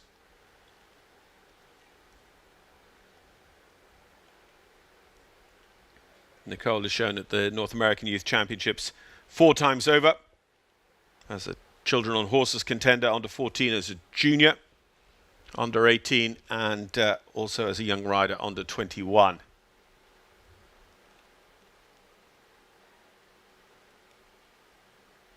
Just takes that little bit of a wiggle from the horse going into the wall. So having answered the question at the water, having answered the question at the wall, then it is part of the floral double down for Nicole Velasco in 70.48 seconds. It goes just behind Hallie Grimes in terms of time. Hallie will hold on to be 9th overall with Timmy Brennan as part of the jump-off starting field. He is the highest ranked rider from the standings to be in the jump-off, but let's not forget Taylor Corley, also 5th on those BrainJuice standings. So, could be a change in the overall standings before we go to the series finale Grand Prix in 2 weeks' time during WEF 10 here. But Wellington International's feature class tonight is going to see 6 come back for a jump-off in our BrainJuice U25 semi-final Grand Prix. And I thank so much to BrainJuice. They are the #1 natural daily brain supplement, a proud partner and major sponsor of Wellington International. BrainJuice products are available through the concessions here or online at brainjuice.me. And if you use discount code WEF, you'll get 20% off your purchase. I thank so much to BrainJuice sponsoring this competition and series, which has been a big part for a long time of the circuit here at WEF. And this year, as we said, numbers-wise, attracting nearly 80 riders and nearly 150 different horses over the series so far. And of course, a Welcome and a Grand Prix still to come during WEF 10. And then the points will be tallied and somebody is going to take home that incredible 2025 Honda Metropolitan European-style scooter.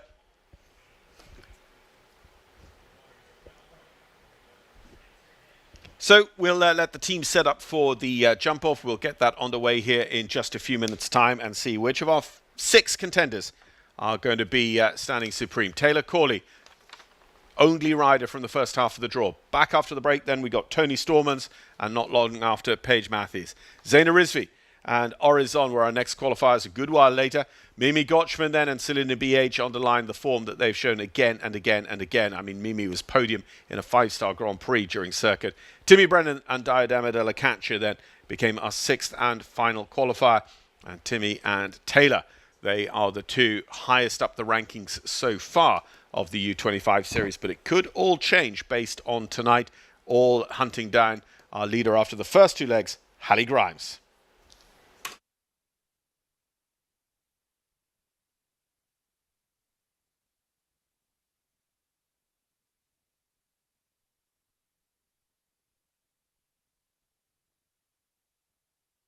If you want to plan your evening, we're going to be back at a fixed timing, 8:50.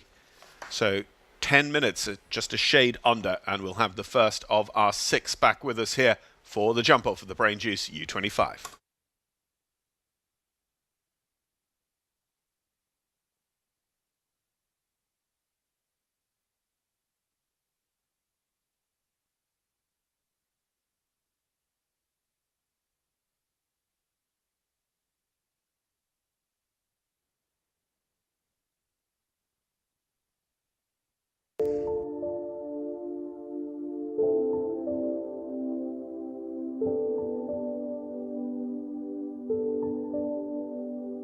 My first goal when I decided to be a professional, it's to become like the best horsewoman I can be.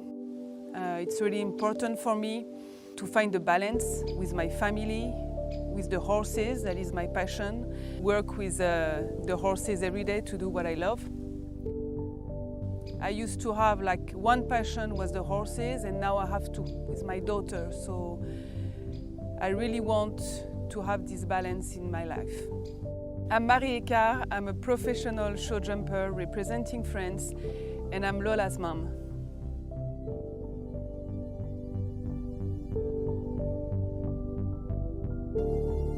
Be mindful, be present, turn on your brain. I drink Brain Java House Brew, packed with the brain power blend of essential vitamins and minerals my brain needs every day to get it done. Be mindful, be present, turn on your brain. The cowboy hustle is physically demanding. No doubt you gotta be tough. But even more important is your mental fitness. Your brain has to be firing on all cylinders to perform, to be clear, to concentrate, and to focus. I'm a father, a cowboy, a businessman, and a musician, and so much more. I drink Brain Java House Brew, packed with the brain power blend of essential vitamins and minerals my brain needs every day to get it done. Low in natural sugar, low in calories, low in carbohydrates, and low in sodium. It's a great natural and healthy alternative to energy drinks. Brain Java. Be mindful, be present, turn on your brain.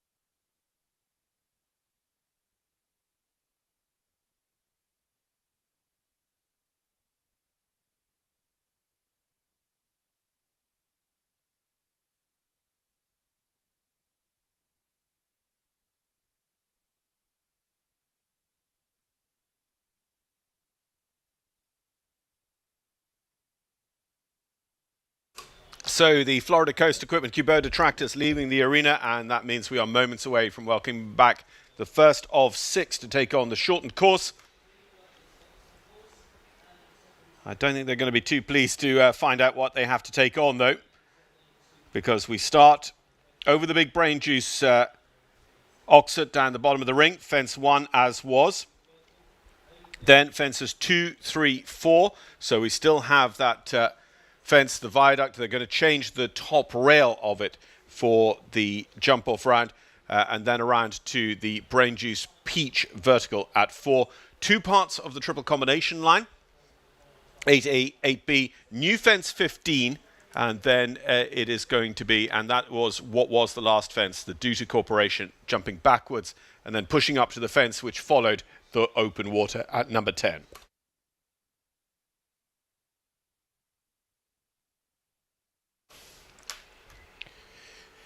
So their welcome form and their starting position didn't really represent the form this pair had shown through U25 BrainJuice series so far. The Grand Prix top 10 already to their credit, top 5 in points earned. Taylor Corley and Corlencia.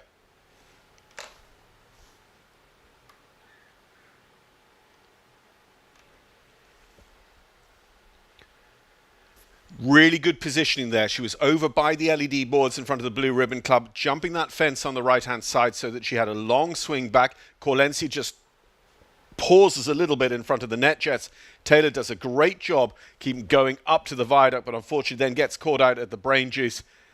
There was a little bit of time and space there, and maybe just didn't use it as effectively as she could have done to be ready for that BrainJuice. She kind of just let it happen.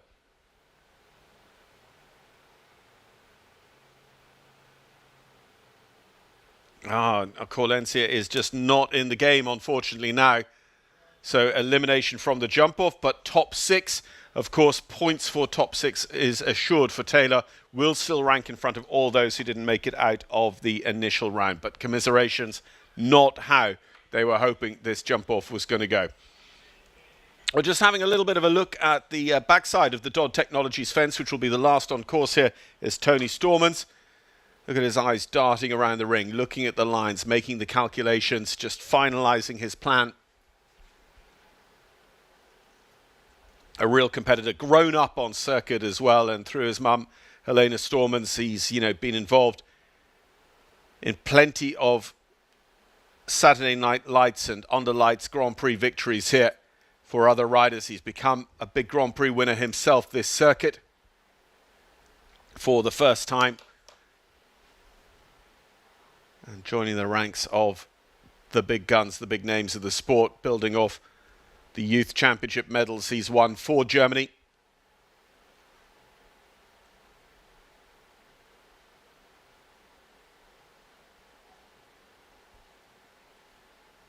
So Tony and Don John, furthest of anyone so far. Now, here he really moves up. But he hasn't really moved at this kind of pace the whole course, but he's been incredibly direct. 35-11, Tony Stormans and Don John Dascote. Going to be interesting to see how valuable that ends up being. It feels like there's not a lot left on the bone in terms of line from the way Tony Stormans went, but others could go faster across the ground. The question, though, is, has he cut the balance absolutely right? Because by going faster on those tight lines, are they going to end up pulling rails here? So Tony Stormans sets the challenge, and it is for others to answer it and overtake it. 35-11, the time to beat. Paige Matthews and Call Me Back Ponton are the first to have to take up that challenge.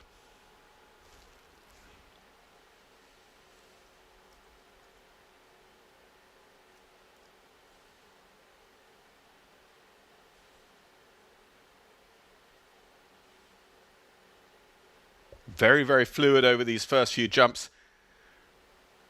With a line there earlier on in the Dodd Technologies welcome as well. Very similar, up to a double of verticals in the colours of Cask, who are going to be one of our week-long sponsors, that they really ended up having to shape. So it'd be interesting to see if anyone goes direct up to that BrainJuice vertical and ends up just having it. Page here, 35-11 to beat. there we are. 34.90. She had it beat by 0.2 of a time, of a second. But with the last rail down off the Dodd Technologies, unfortunately, for Page. So goes into second place at the moment, but just showing that Toni Stormans can be beaten. I would say that to the eye, she looked considerably quicker, and it maybe just goes to say that Toni Stormans was quite deceptive with a good ground covering stride. And as I say, I don't think there's going to be anyone to touch Toni's directness of line from place to place. And I do just think he tactically had picked and stayed in a gear, a pace, a speed that was absolutely right for those lines and staying within the boundaries of risk. So we've seen three more to go. Zeina Rizvi and Orizon van het Scheek were our fourth qualifiers. They come in now and see what they can do. First of all, only the one double clear. If they are double clear, can they be faster than 35.11 and take over the lead from Toni Stormans? It's Germany out in front at the moment with two contenders for the US in Zeina Rizvi and Mimi Gotchman, and then last to go, going to be the Irish Championship medalist and number 3 on the U25 standings, Timmy Brennan, Diadema della Caccia.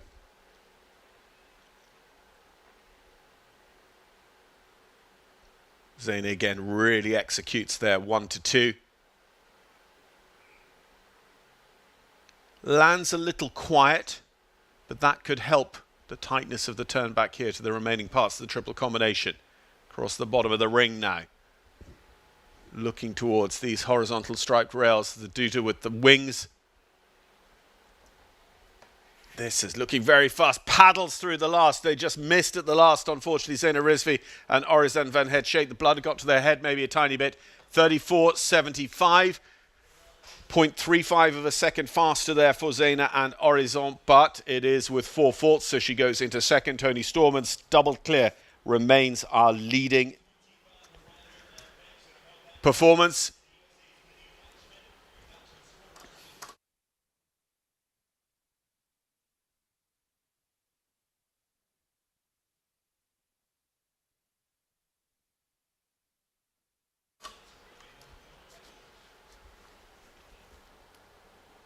So Mimi Gotchman, the top 10 U25 rider in the world.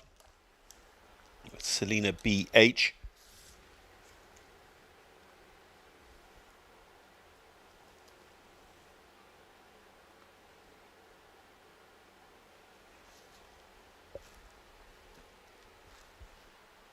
Mimi, the 2 Grand Prix podiums, including that 5-star podium on the senior tour this season, but Mimi and Selena have a part of that what was triple combination down. So Toni Stormans now is guaranteed second or better. Mimi has a second rail down at the Duda fence, jumps the Dodd to finish on 8.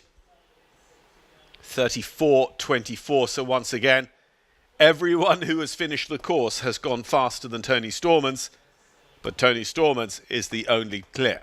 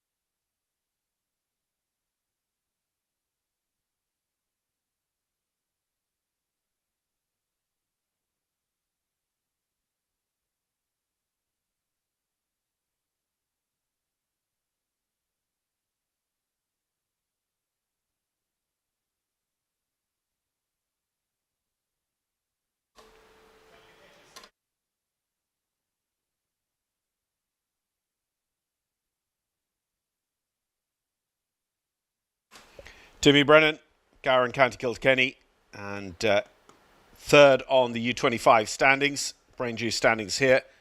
with a podium finish already in U25 Grand Prix. Diadema della Caccia, been a very, very good horse for Timmy.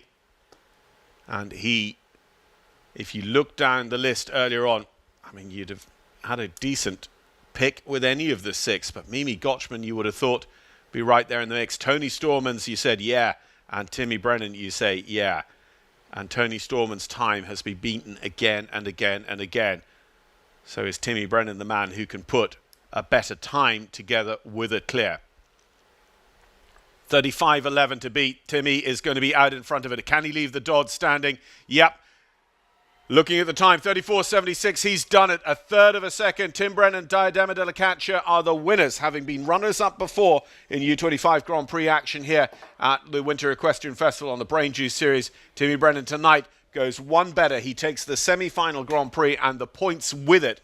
And that is going to be very interesting.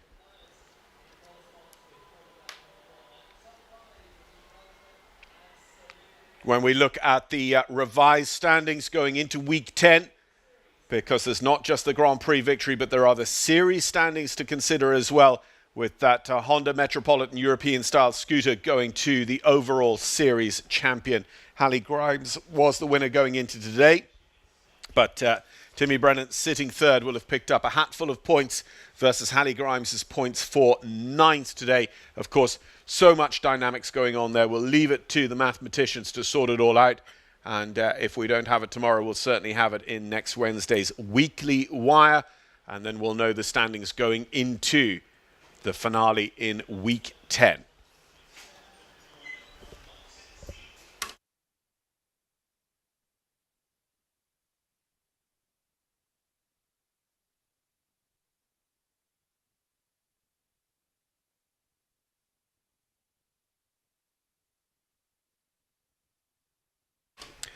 So Tim Brennan, Tony Stormans are double clears, taking the 1-2. Ireland, Germany, Zaina Rizvi for the USA, Paige Mathias for the USA, Mimi Gotchman, USA, Taylor Corley, USA, 3rd, 4th, 5th and 6th. Max Watchman and Isabel Cox, 7th and 8th with a single time fault. Hallie Grimes and Chicato in 9th.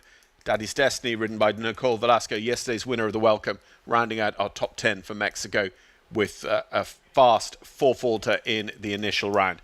So Nick Renat and Steve Stevens complete their U25 International for the week and will put all their focus now in this international arena on the Florida Coast Equipment Nations Cup competition tomorrow. 4:30 first round, 7:30 second round, but you'll want to tune in advance.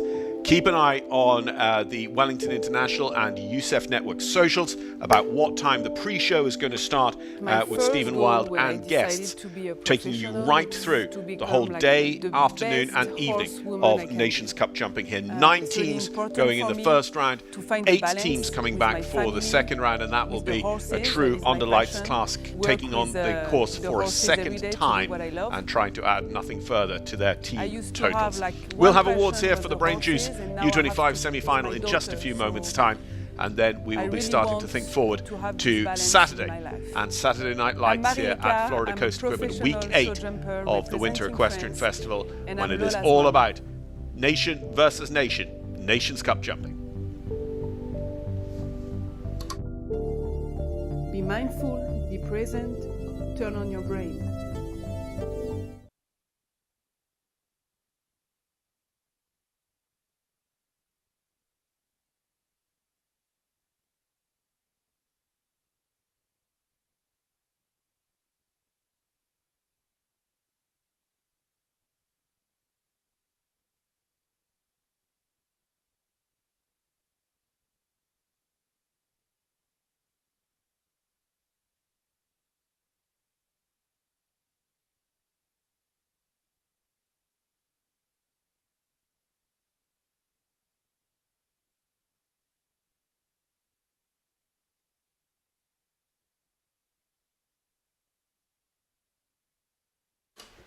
So preparations look like they're set. Lisa Ellis, CEO and Chief Marketing Officer of BrainJuice, going to be with us for the awards of the semi-final Grand Prix, and our top athletes joining us.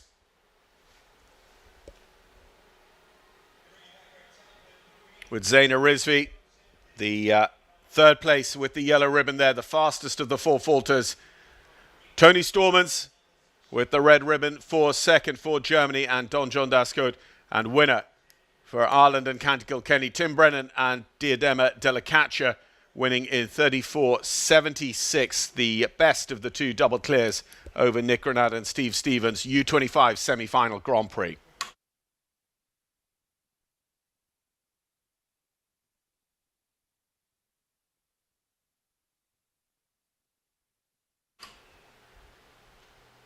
It's sportsmanship there between the two boys, again, riding against each other all circuit long, and of an age, I'm sure, hanging out, discussing all the aspects of the sport they watch, particularly when they're not riding in them themselves, those Saturday Night Lights Grand Prix here during circuit. Zaina Rizvi has been congratulated. Tony Stormans, Don John Dascote, just going forward now to be congratulated behind the brain jump materials by Lisa Ellis and the team here from Wellington International. And Diadema Dellacaccia and Tim Brennan just waiting for their moment to be called forward to be recognised as our BrainJuice U25 semi-final Grand Prix winner. And those are going to be valuable points for the rider who is already sitting third on the standings in the overall series-long standings that will be rewarded. The eventual winner taking away the 2025 model Honda Metropolitan European-style scooter.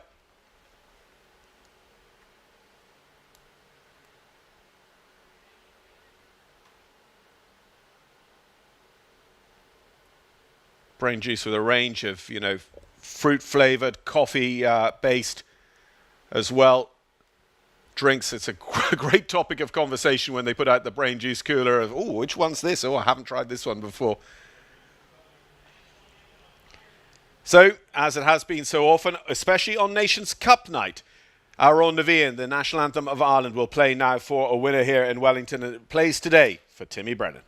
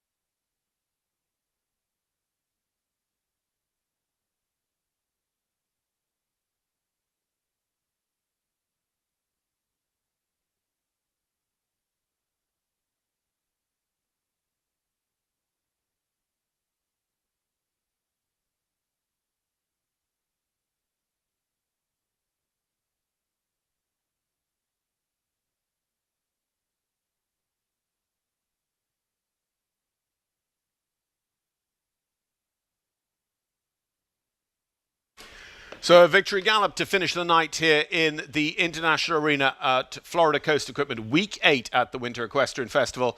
And we look forward to tomorrow. If you're going to tune into the day's streaming, it is 8:30 for the Show Jumping Hall of Fame Meter 45 Amateur Jumper Classic. Hermes $50,000 class tomorrow is a Meter 50 National Grand Prix, and that is scheduled for 11:30. And then we go into the build-up to Nations Cup. We'll have our team photo, 3:25, and then, as we say, round one of 9 teams starting at 4:30, and our second round of 8 teams starting at 7:30 here tomorrow in the International Arena at Wellington. We do hope you'll come and join us for that absolute highlight of series, the Florida Coast Equipment Nations Cup. And tune in, of course, for any of the other classes, not only in this ring, but the other rings on coverage as well, between Wellington International, USEF Network, and Clip My Horse. That takes your fancy. We'll look forward to talking to you tomorrow during Nations Cup here from Florida Coast Equipment, Week 8 of the Winter Equestrian Festival. Good night for now.